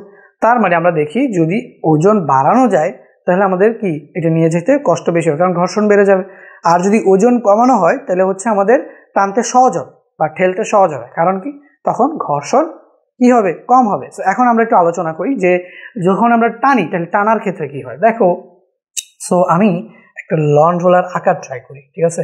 যদিও তোমাকে আমি বাস্তব রিয়েল লাইফে যেটা দেখাইছি সেটা আমি আঁকতে পারবো না, তো আমি তোমাকে এভাবে একটুখানি দেখাই। মনে করো এটা হচ্ছে আমাদের এই যে লন রোলারের যেই চাকা আছে সেটা ধরো। সো মনে করো এটাই হচ্ছে আমাদের সেই লন রোলারের যে চাকা আছে সেটা। ওকে, সো এখানে মনে করো এই এটার সাথে এই যে এতটুকুর সাথে মনে করো আমি একটা হাতল লাগাইলাম, এইটা হচ্ছে আমাদের হাতল, বুঝতে পারছো? লন রোলারের এই হচ্ছে আমাদের হাতল। ওকে, এই হচ্ছে আমাদের হাতল যেটা দিয়ে আমরা লন রোলারকে টানবো। সো এইটা মনে করো আমাদের সেই ফ্লোর। সো এটা মনে করো হচ্ছে আমাদের ফ্লোর, যে ফ্লোরে আমরা লন রোলার টানতেছি, ঠিক আছে। এইটা হচ্ছে আমাদের ফ্লোর, এই ফ্লোরে আমরা লন রোলারটাকে টেনে নিয়ে যাচ্ছি। সো যেহেতু এটা ফ্লোর, সো এটাকে আমরা এইভাবে দাগ কেটে দিলাম। তো এখন যখন আমরা টানতেছি, যখন আমরা টানবো তখন আমরা বলটা কিভাবে দিব একটু খেয়াল করো। যখন আমরা টানতেছি তখন আমরা বলটা কিভাবে দিব, এই যে এই বরাবর বল দিব না, এই বরাবর বল দিব। আচ্ছা, বুঝতে পারছো? আমাদের বলের ডিরেকশনটা কি কি হবে বলো, যেটা বল একটা ভেক্টর, তো আমি এইভাবে বুঝাই, তাহলে আমাদের বলের ডিরেকশনটা হবে এদিকে, এই বরাবর। মনে করো আমরা একটা কি দিলাম, বল দিলাম, ঠিক আছে। এই বরাবর একটা আমরা বল দিলাম, তাহলে বলটা এই বরাবর গেল। আচ্ছা, এখন আমি যদি দেখি, আচ্ছা ঠিক আছে, এই আমার যে বলটা সেটা আমি অবশ্যই ভূমির সাথে একটা কোণ করে দিছি। আমি যে বলটা দিচ্ছি সেই বলটা আমি অবশ্যই ভূমির সাথে একটা কোণ করে দিছি। তো যদি আমি এখানে ভূমির সমান্তরাল একটা রেখা টানি, তাহলে ভূমির সাথে কত কোণ করে দিছি সেটা আমি পেয়ে যাব না? পেয়ে গেছি। কিন্তু দেখো এই কোণটা কিন্তু ভূমির সমান্তরাল, দেখো এই যে ভূমি, এটা ভূমি, তার মানে এটার সাথে যেই কোণ, এটা ভূমির সাথে এই কোণ, এই যে ভূমির সমান্তরাল রেখা নিছি না, তাহলে এই কোণ মানে হচ্ছে এই বলটা, এই বলটাকে যদি আমি এই বরাবর বর্ধিত করে দেই, তাহলে এই যে এই কোণ যদি থিটা হয় তাহলে এই কোণও কি হবে, থিটাই হবে। তার মানে এটা আমাদের ভূমির সাথে কোণ, ঠিক আছে, বুঝতে পারছো? সো আমরা এই যে কোণটা আমরা ড্র করছি, এটা হচ্ছে আমাদের ভূমির সমান্তরালের কোণ, তো এই কোণটা মনে করো থিটা। সো এটা ধরো আমাদের প্রযুক্ত বল, সেই প্রযুক্ত বলটাকে আমরা কি দিয়ে প্রকাশ করি, এফ দিয়ে প্রকাশ করি, ঠিক আছে। তাহলে প্রযুক্ত বল হচ্ছে আমাদের এফ। তো এই এফ কে এখন আমরা কয়টা ভাগে ভাগ করতে পারি বলো? একটা হচ্ছে গিয়ে এই ভূমির সাথে একটা ভাগ করতে পারি, তার সাথে উলম্ব উপাংশ হিসেবে আমরা এই যে অনুভূমিক বরাবর আমরা উলম্ব উপাংশ বরাবর আরেকটা ভাগ করতে পারি, তাই না? এই যে উলম্ব উপাংশ বরাবর কিন্তু আমরা একটা ভাগ করতেই পারি। তো আমরা এখানে দুইটা ভাগ করতে পারলাম। একটা হচ্ছে গিয়ে এফ ভূমির সাথে কত কোণ করছে, তো আমরা জানি যার সাথে কোণ সে তার বরাবর কস থিটা, এই যে এফ কস থিটা, এটা হচ্ছে আমাদের কি এফ কস থিটা। আর উপরে যেটা থাকতেছে সেটা হচ্ছে কি এফ সাইন থিটা। হ্যাঁ, উপরের যে উপাংশটা এই বরাবর এক্স অক্ষ বরাবর উপাংশটা হচ্ছে আমাদের এফ কস থিটা, আর উপরের দিকে সোজা উপরের দিকে যে উপাংশটা সেটা হচ্ছে আমাদের কি এফ সাইন থিটা। তো এফ কস থিটা এটাকে চাইলে আমরা কি বলতে পারি বলতো, এফ এক্স, আর এফ সাইন থিটা এটাকে চাইলে আমরা বলতে পারি হচ্ছে F Y. F X equal to হচ্ছে F cos theta, F Y equal to হচ্ছে এফ সাইন থিটা। এখন দেখো এই যে এই বস্তুটার একদম নিচ বরাবর, এখানে নিচ বরাবর ওজনের সমপরিমাণ, তো ওজন কোথায় কাজ করে বলতো, সরাসরি নিচের দিকে কাজ করে। তো আমরা এখানে বলতে পারি যে এই যে ডাব্লিউ সমান সমান কি কাজ করতেছে বলো তো, এমজি। যখন তুমি টানতেছো, তো দেখো একটা বল, আচ্ছা এই যে দেখো বস্তুটা কতটা ভারী নাকি হালকা সেটা কিসের সাপেক্ষে আমরা মেজার করতেছি, ওজন। বস্তুর ওজন যত বেশি তাহলে ঘর্ষণ তত কি হবে বলো তো, বেশি না? তো ঘর্ষণের তোমরা সূত্র কিন্তু জানো, ওজন ইন্টু হচ্ছে ঘর্ষণ গুণাঙ্ক, তাই না? ওটাই হচ্ছে আমাদের ঘর্ষণ বল বের করার সূত্র। তো আমরা ওদিকে যাচ্ছি না, তো আমরা জাস্ট যদি এটা চিন্তা করি যে এই যে বস্তুর এই যে আমাদের যে এই ভর আছে বা ওজন, তাহলে এই যে ওজন, ভর আর ওজন মিলে ডাব্লিউ কি পাইতেছে mg, সেটা কাজ করতেছে সরাসরি নিচের দিকে। এখন দেখো যেহেতু এই এফ কস থিটা সামনের দিকে কাজ করতেছে, আমাদের এই প্রযুক্ত বলের একটা অংশ সামনের দিকে কাজ করতেছে, তার মানে এই বস্তুটাকে সামনের দিকে নিয়ে যাচ্ছে কোন বলটা বলো তো? F cos theta. F cos theta এমন একটা বল যেটার কারণে এই লন রোলারটা সামনের দিকে যাচ্ছে, ঠিক আছে। আর এখন এফ সাইন থিটা কি করতেছে দেখো তো, এফ সাইন থিটা উপরের দিকে কাজ করতেছে না? তো এই যে এই জিনিসটারে, এই যে এইটাকে যদি আমি এখানে বসাই দিই, আমরা জানি ভেক্টরকে আমরা কি করতে পারি, দিক পরিবর্তন না করে স্থানান্তরিত করতে পারি, মান আর দিক পরিবর্তন না করে ভেক্টরকে আমরা স্থানান্তরিত করতে পারি। তাহলে এই যে এফ সাইন থিটাটা কোন বরাবর চলে আসতেছে দেখো, এই বরাবর চলে আসতেছে কিন্তু এই যে এফ সাইন থিটা। তাহলে আমরা এখানে কি পাইতেছি বলতো, এই যে এফ ওয়াই আর এটা হচ্ছে আমাদের কি F sine theta. F sine থিটাটা কোথায় কাজ করতেছে? এই ওজনের বিপরীতে না? তাইলে আমরা এখান থেকে বলতে পারি যে আচ্ছা ঠিক আছে, আমাদের নেট ওজন, তাহলে আমাদের এখানে নেট ওয়েট, আমরা এখানে নতুন যে ওয়েটটা পাইতেছি নেট ওয়েট বা হচ্ছে আমাদের লব্ধি ওজন, তাহলে আমরা এটারে ডাব্লিউ প্রাইম দিয়ে লিখতে পারি। এখানে আমরা লিখতে পারি হচ্ছে ডাব্লিউ প্রাইম। তো এই যে ডাব্লিউ প্রাইম আমাদের আসতেছে সেটা কি দেখো তো, আচ্ছা বিপরীত দিকে দুইটা ভেক্টর কাজ করতেছে, একটা হচ্ছে তোমার হচ্ছে ডাব্লিউ নিচের দিকে এমজি আর এফ ওয়াই উপরের দিকে। তো দুইটা ভেক্টর যদি বিপরীত দিকে কাজ করে তাহলে তাদের লব্ধি কি হয় আমি তোমাদের শিখাইছিলাম, লব্ধির মান কিভাবে বের করি, ভেক্টর দুইটা জাস্ট বিয়োগফল, তাই না? দুইটা ভেক্টর যদি বিপরীত দিকে কাজ করে তাহলে লব্ধির মান কি হয়, ভেক্টর দুইটির বিয়োগফলের সমান। আমরা এটা শিখছি, আমরা কিন্তু এটা শিখছি যে দুইটা ভেক্টর যদি বিপরীত দিকে কাজ করে তাহলে তাদের যোগফল ভেক্টর দুইটার সর্বনিম্ন মান হয় বিয়োগফলের সমান। তো ডাব্লিউ প্রাইম ইকুয়াল টু আমরা কি শিখছি দেখো তো, এই যে যেহেতু বড় ভেক্টর হচ্ছে ডাব্লিউ, তাহলে ডাব্লিউ মাইনাস হচ্ছে আমরা এফ ওয়াই।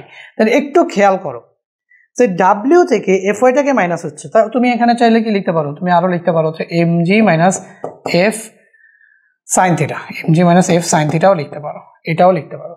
তো তুমি একটুখানি যদি খেয়াল করে দেখো তাহলে কি হইতেছে বলো তো, বস্তুর ওজন এই আমার টানার সময়, আমার যে টানার সময় যে বলটা আমি পাইতেছি তার যে উপরের দিকে অংশ কাজ করে, এটা তো স্বাভাবিক। তুমি একটা বস্তুকে এভাবে টানতেছো তাহলে যেটা সামনেও আসবে আর উপরের দিকেও যেহেতু একটা অ্যাঙ্গেল করে আসতেছো তাহলে উপরের দিকেও তোমার একটা বল কাজ করবে। তুমি খেয়াল করে দেখো, তুমি জাস্ট কোনো একটা বস্তুকে টানতেছো, বলটা দিতেছো এই বরাবর, এই বরাবরের বলটার কিছু অংশের কারণে সামনে আসবে, কিছু অংশ কিন্তু উপর বরাবরও যাবে, তো এটাই উপর বরাবর গেল এফ সাইন থিটা। তো উপর বরাবর যেই বলটা যায় সেই বলটা কিন্তু আবার কার বিপরীতে কাজ করে বলো তো, ওজনের বিপরীতে কাজ করে। তাহলে ওজন কিছুটা কমায় দেয়, ওজন যদি কিছুটা কমায় দেয়, আমরা জানি ওজনের সাথে ঘর্ষণ কি সমানুপাতিক, তাহলে ওজন বাড়লে ঘর্ষণ বাড়ে, ওজন কমলে ঘর্ষণ কমে, তাহলে ওজন কমে গেছে ঘর্ষণ কমে গেছে, ঘর্ষণ কমে গেলে তোমার টানটা একটুখানি কি হবে, সহজ হবে। তো এই জন্য দেখো লন রোলার টানা সহজ। এখন ঠেলা কেন কঠিন? তাহলে ঠেলার চেয়ে কিন্তু টানা সহজ, টানা যে কেন সহজ এটা আমরা বুঝলাম। এবার ঠেলার ক্ষেত্রে দেখি, তো ঠেলার ক্ষেত্রে যদি দেখতে চাই তাহলে আমি হচ্ছে এই জিনিসটারই একটুখানি ডুপ্লিকেট করে ওই পাশে নিয়ে যাই, তাই তো? এই জিনিসটাকে ডুপ্লিকেট করে একটু ওই পাশে নিয়ে যাই। তো এখানে জাস্ট এই ফিগারটাকে নিব, আর কিছুকে নিব না, এই ফিগারটাকেই নিব, আর কিছুকে নিব না। সো এই ফিগারটাকে জাস্ট এখানে নিয়ে আসলাম, বুঝতে পারছো? তো এই ফিগারটাকে এখানে আনলাম। সো এখান থেকে আমরা জাস্ট সেম ভাবে এই যে এই জিনিসগুলো এবার আমাদের আর লাগবে না, কারণ আমরা এবার টানতেছি না, তাই তো? এবার আমরা টানতেছি না, এবার আমরা কি করব, ঠেলবো। সো এই জিনিসটাও লাগবে না, এই জিনিসটাও লাগবে। এখন দেখো ঠেলার ক্ষেত্রে আমাদের হাতলটা কোথায় চলে আসবে বলো, আমাদের যে হাতলটা আছে সেই হাতলটা কোথায় চলে আসবে, হাতলটা কিন্তু চলে আসবে হচ্ছে এখানে। তো দেখো একটা হাতল মনে করো এই যে এই বরাবর আসছে, আর একটা হাতল মনে করো এই বরাবর আসছে। তো এখন আমরা এটারে ঠেলবো, বুঝতে পারছো? এখন এটাকে আমরা ঠেলবো। তো যদি ঠেলি তাহলে এখন কি হবে দেখো, আচ্ছা এখান থেকে ধরো এই যে হচ্ছে আমাদের হাতল। তো এখন আমরা ঠেলবো, তো ঠেলার জন্য আমরা কি করব, বল দিব কোথায়, এই যে এই বরাবর বল দিব না, বল দিব কোথায়, এই বরাবর। আমি ধরে নিচ্ছি যে আমরা যখন ঠেলতেছি তো আমি হাত দিয়ে যে বলটা দিচ্ছি তো সেই বলটা কোন বরাবর আসতেছে, এই যে নিচের দিকে এইভাবে আমরা একটা বল দিতেছি, ঠিক আছে? নিচের দিকে একটা বল দিতেছি। তো এই বলটার মান আমরা বলতে পারি কি বলতো, এফ। এই যে বলটা দিতেছি এই বলটার মান আমরা কি বলতে পারি, এফ। তো সেম ভাবে এটাকেও আমরা দুইটা উপাংশ যদি ভাগ করি তাহলে একটা হবে কি আমাদের অনুভূমিক উপাংশ, তো এটা একদম ভূমির সমান্তরালে, এটা হচ্ছে আমাদের কি অনুভূমিক উপাংশ, একদম ভূমির সমান্তরালে। আর আরেকটা উপাংশ আমরা যেটা পাবো সেটা হচ্ছে কি আমরা এই যে উলম্ব উপাংশ, বাট ভেক্টরটা যেহেতু নিচে তাহলে আমাদের উপাংশগুলো এরকম ভাবেই আসছে। তো অনুভূমিক উপাংশ যেটা, আচ্ছা এখন থিটা কার সাথে নিব? তো অবশ্যই থিটা যেহেতু আমরা এখানে ভূমির সাথে নিছি, এখনও থিটাটা আমরা ভূমির সাথে নিব, না হলে আমাদের কনসেপ্ট কিন্তু আবার কি ঘুরে যাবে, এটা মিল পাবো না আমরা। মিল যাতে থাকে তাহলে আমরা এখানে এই যে থিটাটা, এটা কার সাথে নিব বলতো? ভূমির সাথেই নিব। এটা হচ্ছে আমাদের থিটা। এটা যদি থিটা হয় তাহলে এই উপাংশটা কি বলতো? এই যার সাথে থিটা তার সাথে কি কস আসে, তাহলে এফ কস থিটা। ঠিক আছে, তাহলে এই নিচের দিকের উপাংশটা কি বলতো? F sine theta. এখন একটু খেয়াল করো, ওজন কোন দিকে বলো? ওজন কোন দিকে? এই ওজন সরাসরি কিন্তু নিচের দিকে। এই যে ডাব্লিউ, এই যে ডাব্লিউ, এই ডাব্লিউ কিন্তু এমজি, এটা তো সবসময় নিচের দিকে, এটা তো চেঞ্জ হয় না। তো ডাব্লিউ ওজন সব সরাসরি নিচের দিকে, ঠিক আছে? এই যে ডাব্লিউ ওজন সরাসরি নিচের দিকে। আর এখন এফ সাইন থিটাও কোন দিকে দেখো? এই যে এফ সাইন থিটা, আমি যদি অন্য একটা কালার দিয়ে ড্র করি, এফ সাইন থিটা এটাও কোথায়? এই যে এখান থেকে এই এফ সাইন থিটাও নিচের দিকে। ঠিক আছে, এফ সাইন থিটাও কি নিচের দিকে। সো আমি এই যে এটাকে তাহলে একটুখানি কালার করে দিই, তাহলে আমাদের আরো বুঝতে সুবিধা হবে। সো এখান থেকে এই যে এফ সাইন থিটা, এই এফ সাইন থিটাও কোথায়? এবার নিচের দিকে। বুঝতে পারছো? তাহলে এখন বলো তো, তাহলে আমরা যদি ডাব্লিউ প্রাইমের কথা চিন্তা করি, তাহলে ডাব্লিউ প্রাইম একটা হচ্ছে আমাদের এই যে, আচ্ছা এটা তো আমরা এটাকে কি বলতে পারি বলো? এটাকে আমরা বলতে পারি হচ্ছে এফ এক্স, আর এটাকে আমরা বলতে পারি হচ্ছে এফ ওয়াই। ঠিক আছে, আচ্ছা এটাকে স্মল এফ দিয়ে লিখলেও হবে। তো এফ এক্স, আর এটা আমরা কি লিখতে পারি? F Y. So F Y তো ক্যাপিটাল এক্স দিয়েও লিখতে পারি আমরা, ক্যাপিটাল দিয়েই লিখি। ক্যাপিটাল দিয়ে যদি লিখি তাহলে এখানে আমাদের কি আসবে বলতো? এটাকে হচ্ছে আমরা পাইতেছি এফ ওয়াই। তো এফ ওয়াই, তাহলে এই যে ডাব্লিউ প্রাইম, এটা কি পাইতেছি আমরা বলতো? ডাব্লিউ প্লাস হচ্ছে এফ ওয়াই। তো এটাকে আভাবে লেখা যায়, ডাব্লিউ মানে হচ্ছে আমাদের M G plus F Y. F Y যেটা, সেটা হচ্ছে কি আমাদের F sine theta, F sine theta. ঠিক আছে, তাহলে ডাব্লিউ এম জি প্লাস হচ্ছে এফ সাইন থিটা, এটা হচ্ছে আমাদের কি ডাব্লিউ প্রাইম। তো আমরা এখানে পাইতেছি M G plus F sine theta. তো এখানে খেয়াল করো, ওজনের মান কি হইতেছে ভাইয়া? আরো বেড়ে যাচ্ছে। এখানে ওজনের মান কমে যাচ্ছিল, এখানে ওজনের মান কি হইতেছে? আরো বেড়ে যাচ্ছে। তাহলে ওজন বেশি মানে কি? ঘর্ষণ বেশি। ঘর্ষণ বেশি মানে কি? তোমাকে ঠেলতে বেশি কষ্ট হবে। সো এইভাবে আমরা লন রোলার ঠেলার চেয়ে টানা সহজ কিভাবে ব্যাখ্যা করতে পারলাম? এইভাবে আমরা ব্যাখ্যা করতে পারলাম যে যখন আমরা ঠেলতেছি ওজন বাড়ায় দিচ্ছি, যখন আমরা টানতেছি ওজন কমায় দিচ্ছি। ওজনের সাথে ঘর্ষণের সম্পর্ক হচ্ছে সমানুপাতিক। ওজন বাড়লে ঘর্ষণ বল বাড়ে, ঘর্ষণ বাড়লে গতি কমে যায়, তাই না? তাহলে আমাদের টানতে বা ঠেলতে কষ্ট হয়। এইভাবে তোমরা সুন্দর করে একটু ব্যাখ্যা করে দিতে পারবা, আশা করি পারবা, না পারার কোনো কিছু নাই। এবার আমরা দেখি আর এইটার সাথেই একটা সেম কনসেপ্ট, সেটা হচ্ছে ট্রলি ব্যাগের হাতল লম্বা রাখা হয় কেন? তো লেখো, ট্রলি ব্যাগের হাতল লম্বা রাখা হয় কেন? সো এখান থেকে আমরা এটাও হচ্ছে সেম ভাবে আমরা আলোচনা করতে পারি। তো এখান থেকে দেখো, আচ্ছা ট্রলি ব্যাগের আগে আমরা একটুখানি নৌকার গুণ টানার সময় দড়ি লম্বা রাখা হয় কেন, এই জিনিসটা একটু আলোচনা করি, পরে ট্রলি ব্যাগটা আলোচনা করতে আমাদের ইজি হবে। সো এখানটা আমরা দেখি হচ্ছে নৌকার গুণ টানার সময়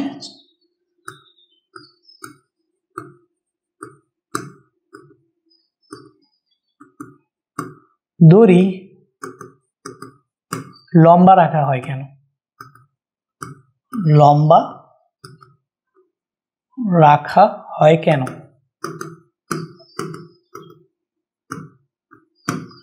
তো দেখো, নৌকার গুণ টানার সময় দড়ি লম্বা রাখা হয় কেন? আচ্ছা এখন আমরা দ্রুত একটা নৌকা এঁকে ফেলি। ঠিক আছে, সো এইটা মনে করো হচ্ছে আমাদের একটা নদী। ঠিক আছে, এটা মনে করো হচ্ছে আমাদের একটা নদী। ওকে, সো নদী যেহেতু আছে অবশ্যই কি থাকবে? নৌকা থাকবে। তো নদী ছাড়া তো আর নৌকা থাকে না, নৌকা ছাড়া যেমন নদী থাকে না, নদী ছাড়াও আবার নৌকা থাকে না। সো এখান থেকে আমরা একটা, আরে জিন্দেগি মেরি, বাইরে ভাই কেউ আমাকে একটু ড্রয়িং শিখাইতে পারবা বলো তো? ড্রয়িং আমি আর এই জীবনে শিখতে পারলাম না, এটাই হচ্ছে লাইফের সবচেয়ে বড় আফসোস। তারপরও তোমাদের বোঝানোর স্বার্থে আমি ড্রয়িং করতেছি। আল্লাহ জানে, কেউ কেউ মনে করতেছে যে ভাইয়া কলাইকা কলার মধ্যে আপনি নৌকা লাগাই দিয়েছেন। এটাই হচ্ছে ধরনের একটা নৌকা আঁকছি ভাই, আর পারবো না। তো এখানে এই যে নৌকা, মাঝি দিব, দেই মাঝি, নৌকা আছে মাঝি নাই, তাহলে তো হইল না। সো এই যে মনে করো এটা হচ্ছে মাঝির সেই দ্বার, এখন সে দ্বার বেয়ে কি করবে? নৌকা চালাবে। হ্যাঁ, তো মাঝিটাও ওই যে সেই একের। ঠিক আছে, কোনো সমস্যা নেই। আচ্ছা, তো এইবার আমরা শুরু করি, ঠিক আছে। সো এখন দেখো ভাই, তুমি এখানে ধরো আরেকটা মাঝি আছে, সে হচ্ছে দড়ি দিয়ে নৌকা টানবে। তো এখান থেকে আমরা ধরে নেই এইটা হচ্ছে কি আমাদের সেই আরেকটা মাঝি, সেকেন্ড মাঝি।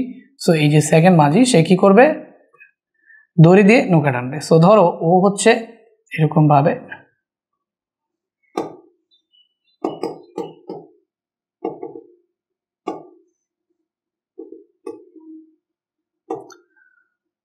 ধরো এটা হচ্ছে আমাদের সেকেন্ড মাঝি, যে কি করবে, দড়ি দিয়ে নৌকা টানবে, ঠিক আছে। সো এই যে ধরে নাও ও হচ্ছে নৌকা টানতেছে এইভাবে। সো এই হচ্ছে গিয়ে ধরো দড়ি, ঠিক আছে। সো দড়িটা একটু সুন্দর করে দেই, এই মনে করো হচ্ছে দড়ি। সো এই যে ওই দড়িটা নিয়ে এই ব্যক্তি কি করবে, নৌকাটা টানবে, ঠিক আছে। সো এই যে ধরো দড়ি দিয়ে এই ব্যক্তি নৌকাটাকে টানবে, টেনে টেনে নিয়ে যেতেছে, ওকে। সো এখান থেকে আমরা কি করতে পারি, দেখো এখান থেকে আমরা দুইটা কোণ নিতে পারি। সো যেহেতু এটা ওই নৌকাটার এইভাবে টানতেছে, সো এই যে অনুভূমিকের সাথে আমরা একটা কোণ নিই, এই কোণটা মনে করো হচ্ছে থিটা, ঠিক আছে। অনুভূমিকের সাথে একটা কোণ নিলাম, এই কোণটা মনে করো হচ্ছে আমাদের থিটা। সো এই থিটা কোণের সাথে আমরা যে এখানে উপাংশটা নিতে পারি, সেটা কি আমাদের অনুভূমিক উপাংশ। তো যেহেতু অনুভূমিক উপাংশ নিছি, তার মানে আমাদের এখানে কি থাকবে, একটা উলম্ব উপাংশও থাকবে। তো এই যে নৌকার মাঝি যে আছে, সে এই বরাবর দড়ি টেনে যে বল দিচ্ছে, সেই বলটা মনে করো হচ্ছে আমাদের এফ। তো এটা যদি থিটা হয়, তাহলে এই দিক বরাবর যে বল, সেটা কি বলতো, এফ কস থিটা না, এটা কিন্তু এফ কস থিটা। আর উপরের দিক বরাবর যে বল, সেটা হচ্ছে কি এফ সাইন থিটা। তো এফ কস থিটা যেটা, সেটা নৌকাটাকে সামনের দিকে নিয়ে যাচ্ছে। এফ কস থিটা যেটা নৌকাটাকে সামনের দিকে নিয়ে যাচ্ছে, আর এফ সাইন থিটা যেটা, সেটা নৌকাটাকে পাড়ের দিকে নিয়ে যাচ্ছে, বুঝতে পারছো। এখন এই ফিগারটাকে যদি আমি তোমাকে আরেকবার ড্র করে দেখাই, শুধুমাত্র নৌকা নিও, হ্যাঁ। সো আমি যদি এই জিনিসটাকে একটু চাপায়া ফেলি এখানে, ওকে। সো এখান থেকে আমি করব কি, দেখো এখান থেকে আমি যদি এখন শুধুমাত্র এই যে একে কপি করে নিয়ে যাই, সো মনে করো নৌকাটাকে আবার এখানে নিয়ে আসছি, ঠিক আছে। পুরো জিনিসটাকে আরো সাইডে নিয়ে যেতে হবে।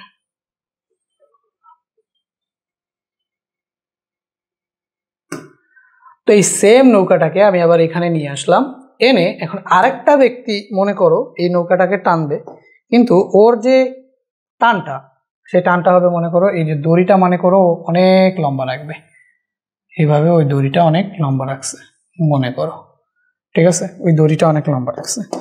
সো এখান থেকে আমরা এই জিনিসটাকে আরেকটু বড় করতে হবে। সো ঘটনাটা ঘটছে কি, দেখো আরেকটা ব্যক্তি মনে করো নৌকা টানতেছে, ঠিক আছে। সো ওরে আমরা একটুখানি ড্র করি, আরেকটা ব্যক্তি মনে করো ও নৌকা টানতেছে এইভাবে, ঠিক আছে। সো এটা হচ্ছে কি ওর হাত, এইভাবে ও বল দিচ্ছে এফ পরিমাণ। তো ও করছে কি দড়িটা অনেক লম্বা রাখছে, বুঝতে পারছো। ওই হচ্ছে দড়িটা অনেক লম্বা রাখছে। তো এখানে দড়িটা যদি লম্বা রাখে, তাহলে এই বরাবর যে কোণটা আমরা পাবো অনুভূমিক বরাবর, সেটা হচ্ছে থিটা। আর এই বরাবর যে কোণটা পাবো, সেটা হচ্ছে কি উলম্ব বরাবর, তাই তো। সো এখন এই যে থিটাটা, এটা ধরো থিটা প্রাইম। তুমি আমাকে বলো তো, দড়ি লম্বা রাখার কারণে কি লাভটা হইলো, এই থিটাটা ছোট হয়ে গেল না, তাহলে theta is greater than theta prime. হ্যাঁ, ও মনে করো বলের মানও চেঞ্জ করে না, এফ, আর ওইখানেও বলের মান কি এফই আছে। আর একটা মাঝি যে ও বলের মান মনে করো এফই রাখলো, ঠিক আছে, ও এফই বলের মান রাখলো। তো বলের মান করলো না চেঞ্জ, তাই বলের মান চেঞ্জ না করে কি করলো, দড়িটাকে কি করলো, লম্বা করলো। তাহলে দড়িটা লম্বা করার কারণে থিটা যেটা, সেটা কি হয়ে গেল, ছোট হয়ে গেল। তাহলে থিটা বড়, এখানে থিটা বড় ছিল, ওইখানে থিটা প্রাইম কি হয়ে গেছে বলতো, ছোট। তো সেম ভাবে এই যে এই উপাংশটা, এটা কিন্তু এখনো এফ কস থিটাই রইল, ঠিক আছে। আর এই উপাংশটা, এটা কিন্তু এফ সাইন থিটাই রইল। এই উপাংশ দুটা কিন্তু চেঞ্জ হয়নি। এই বরাবর উপাংশ এফ কস থিটাই আছে, ওই বরাবর উপাংশ এফ সাইন থিটাই আছে। এখন তুমি আমাকে বলো কস, আচ্ছা এখানে থিটাটারে আমরা ধরে নিতে পারি, ধরো থিটা এটা 30 ডিগ্রি, 30 না, ধরো 60 ধরি আমরা, এটারে আমরা কি ধরি, থিটা 60 ডিগ্রি। এখন এটা যেহেতু কমে গেছে, তো আমি এই থিটাটারে ধরতে পারি অবশ্যই কত, 30 ডিগ্রি, মানে আমার সুবিধা মতো আমি আর কি ভ্যালু ধরে নিছি। এখন তুমি আমাকে বলো যে cos 30 ডিগ্রি ভ্যালু কত, cos 30 ডিগ্রি ভ্যালু কত। cos 30 ডিগ্রি ভ্যালু কিন্তু আমাদের √3/2, ঠিক আছে। আচ্ছা cos 0 ডিগ্রি ভ্যালু কত বলো, cos 0 ডিগ্রি ভ্যালু কত, এটার ভ্যালু কিন্তু 1। সো দেখো এই √3/2 এটার ভ্যালু কিন্তু 0.866, তাই না? cos 30 ডিগ্রি √3/2 এটার ভ্যালু 0.866 আর cos 0 ডিগ্রি ভ্যালু 1। তার মানে 0 থেকে যখন 30 তে গেলাম এটার মান কমে গেল। আচ্ছা এখন আমি যদি cos 60 ডিগ্রি ভ্যালু দেখি যে cos 60 ডিগ্রি ভ্যালু কত, এই cos 60 ডিগ্রি ভ্যালু কত বলো তো? cos 60 ডিগ্রি ভ্যালু কত? cos 60 ডিগ্রি ভ্যালু হচ্ছে আমাদের আমরা জানি হাফ, দ্যাট মিন্স কত 0.5, তুমি আরো কমে গেল। আর cos 90 ডিগ্রি ভ্যালু কত? cos 90 ডিগ্রি ভ্যালু কত? cos 90 ডিগ্রির ভ্যালু কিন্তু হচ্ছে 0। তাহলে আমরা দেখতেছি ভাই থিটার ভ্যালু যদি যত বাড়তেছে cos থিটার ভ্যালু তত কমতেছে, থিটার ভ্যালু যত বাড়তেছে cos থিটার ভ্যালু তত কমতেছে। যেমন cos 0 ডিগ্রি ভ্যালু ছিল 1, cos 30 ডিগ্রি ভ্যালু ছিল 0.866 আর cos 90 ডিগ্রি ভ্যালু একদম 0 আর cos 60 ডিগ্রি ভ্যালু হচ্ছে 0.5। তাহলে একটু খেয়াল করো আমরা এখানে, আচ্ছা এই যে আমরা দেখছি যে f cos থিটা নৌকাটাকে সামনে নিয়ে যায়, f sin থিটা নৌকাটাকে কি পার বরাবর নিয়ে যায়, তাই না? থিটার মান যত ছোট হবে cos থিটার মান তত বড়, থিটার মান যত ছোট cos থিটার মান তত বড়, আর থিটার মান যত ছোট sin থিটার মান তত ছোট। sin 0 ডিগ্রি 0, sin 30 ডিগ্রি হচ্ছে আমাদের কত, ওই যে হাফ, তাই না? থিটার মান যত বাড়তে থাকে sin থিটার মান তত বাড়তে থাকে। অন্যদিকে থিটার মান যত বাড়তে থাকে cos থিটার মান তত কমতে থাকে। এখন cos থিটার মান যদি কম থাকে f কিন্তু চেঞ্জ হচ্ছে না, f দুই জায়গায় সেম, তো cos থিটার মান যার কম f তার কি কম, cos থিটার মান যার বেশি f তার কি বেশি। এখন দেখো cos 30 ডিগ্রি, এই যে এই ক্ষেত্রে দেখো এই যে cos 30 ডিগ্রি, তাহলে এই ক্ষেত্রে আমরা যদি দেখি এই ক্ষেত্রে cos 30 ডিগ্রি এইটার ভ্যালু আসতেছে কত বলো? এটার ভ্যালু আসতেছে আমাদের 0.866, আর এখানে cos 60 ডিগ্রি, এই যে এখানে cos 60 ডিগ্রি এটার ভ্যালু কত আসতেছে বলো? আচ্ছা এই জিনিসটাতে আমি এখানে লিখি theta is greater than theta prime, okay. So এখানে আমরা যদি দেখি cos 60 ডিগ্রি, তাহলে এখানে আমরা যদি দেখতেছি হচ্ছে cos 60 ডিগ্রি এটার ভ্যালু আসতেছে হচ্ছে 0.5। তুমি দেখো এখন f যদি এই 0.5 এর সাথে যদি তুমি f গুণ করো, গুণ f, আর এখানেও যদি তুমি এই যে এটার সাথে f গুণ করো, গুণ f, তুমি দেখবা যে এই যে এই ক্ষেত্রে থিটা কম হওয়ার কারণে বলের মান কি হবে? বেশি হবে। বুঝতে পারছো? থিটা কম তাহলে cos থিটার মান বেশি, তারপরে বলের মান বেশি। এখানে থিটা বেশি cos থিটার মান কম, তার মানে তোমার হচ্ছে বলের মান কি পুরো বলটা, এটা কিন্তু বল, f cos থিটা একটা কি বল, তাহলে থিটার মান বেশি হওয়ার কারণে cos থিটার মান কমে গিয়ে f এর মান কি করতেছে? কমায় দিচ্ছে। আর এখানে থিটার মান কম হওয়ার কারণে cos থিটার মান বেড়ে গিয়ে এই যে এই বরাবর যে বলটা আছে f cos থিটা এটার মান কি করতেছে? বাড়ায় দিচ্ছে। এখন তোমার নৌকা দিয়ে গুণ টানার উদ্দেশ্য তো পারে নিয়ে যাওয়া না, সামনে নিয়ে যাওয়া। আর অন্যদিকে চিন্তা করো সাইন এই যে সাইন কি দেখো এক্ষেত্রে থিটার মান যত বড় হবে, এখানে sin 60 ডিগ্রি, sin 60 ডিগ্রির ভ্যালু কত বলো তো? ওই যে 0.866 মানে √3/2। তাহলে আমরা দেখতেছি যে সাইনের মান বাড়তেছে, থিটা যত বড় হইতেছে সাইনের মান বাড়তেছে, তার মানে পার বরাবর বল তত বাড়তেছে। এই ক্ষেত্রে পার বরাবর বল আমাদের এখানে আমাদের পার বরাবর না, আমাদের নদীর দৈর্ঘ্য বরাবর বল বাড়ছে, ওই ক্ষেত্রে আমাদের নদীর দৈর্ঘ্য বরাবর বল বাড়ছে, আর এই ক্ষেত্রে আমাদের পার বরাবর বল বাড়তেছে। বুঝতে পারছো? তার মানে সহজ কথায় বলি, এক কথায় বলি, থিটার মান যত কম হবে cos থিটার মান তত বেশি হবে, cos থিটার মান বেশি হলে f cos থিটার মানও বেশি হবে, f sin থিটার মান কম হবে। তাহলে থিটার মান কম হলে f cos থিটার মান বেশি হওয়ার কারণে নৌকার দৈর্ঘ্য বরাবর যেই বল সেটা বেশি পাওয়া যাবে। এখন নৌকার মাঝির উদ্দেশ্য হচ্ছে নৌকাকে পারে নিয়ে যাওয়া না, দড়ি যেহেতু গুণ টানবে তার মানে এই যে আমাদের দৈর্ঘ্য বরাবর টেনে নিয়ে যাওয়া। তাহলে নৌকার মাঝির উদ্দেশ্য হচ্ছে যে ভাইয়া আমাকে এই যে নদীর বা দৈর্ঘ্য বরাবর, পার বরাবর না, এই যে এটার দৈর্ঘ্য যদি ধরি তাহলে আমাদের নদীর দৈর্ঘ্য বরাবর নিয়ে যাবে, প্রস্থ বা পার বরাবর নেওয়া আমাদের এটা উদ্দেশ্য না, আমাদের দৈর্ঘ্য বরাবর নেওয়া উদ্দেশ্য। তো যেহেতু থিটার মান কম হইলে cos থিটার মান বেশি পাওয়ার কারণে নদীর দৈর্ঘ্য বরাবর আমরা বলের মান বেশি পাই, তার কারণে যে আমাদের যেই নৌকার মাঝি আছে সে কি করবে? এই যে দড়িটা সেই দড়িটাকে কি করবে? লম্বা রাখবে, দড়ি লম্বা রাখবে। তাহলে দড়ি লম্বা, যত বেশি দড়ি লম্বা করবা ততই থিটার মান কম হবে। তুমি চিন্তা করো দড়িকে আরো লম্বা করতেছি, তাহলে এটা আরো এভাবে চলে যাবে, থিটার মান কি হবে? আরো কমে যাবে, থিটার মানটা কি আরো কমে যাবে। তাহলে তুমি আরো বেশি বল দিয়ে এটাকে সামনের দিকে নিয়ে যেতে পারবা। কিন্তু যদি তুমি এখানে দড়ি ছোট হয় তাহলে এই যে যেহেতু দড়ি ছোট তাহলে এই যে এটা এরকম একটা কেস হবে। বুঝতে পারছো? এরকম একটা কেস হবে যে থিটার মান বড় হয়ে যাবে, থিটার মান বড় হয়ে গেলে f cos থিটার মান কমে যাবে, f এর মানও কমে যাবে, f sin থিটা বেড়ে যাবে, তাহলে নৌকাটা পাড়ের দিকে বেশি যাবে। তুমি দড়িটা যদি ছোট হয় তাহলে নৌকাটা পাড়ের দিকে বেশি যাবে, আর দড়িটা যদি বড় হয় থিটার মান কমে যাওয়ার কারণে এফ কস থিটার মান বেড়ে যাওয়ার কারণে নৌকাটা কিন্তু সোজা মানে হচ্ছে দৈর্ঘ্য বরাবর বেশি যাবে, বুঝতে পারছো? আর এদিকে প্রস্থ বা পার বরাবর বেশি যাবে। তো এই জন্য যাতে দৈর্ঘ্য বরাবর বেশি দূরত্ব অতিক্রম করতে পারে এবং থিটার মান কম হয়, মেইন পারপাস হচ্ছে থিটার মান কমানো। এই থিটার মান কম যাতে হয় এই কারণেই কি করা হয়, এই যে আমাদের যেই দেখো নৌকার গুণ টানার সময় যে দড়িটা আছে সেটাকে কি রাখা হয়, লম্বা রাখা হয়। আশা করি এতটুকু তোমাদের আমি বুঝাইতে পারছি।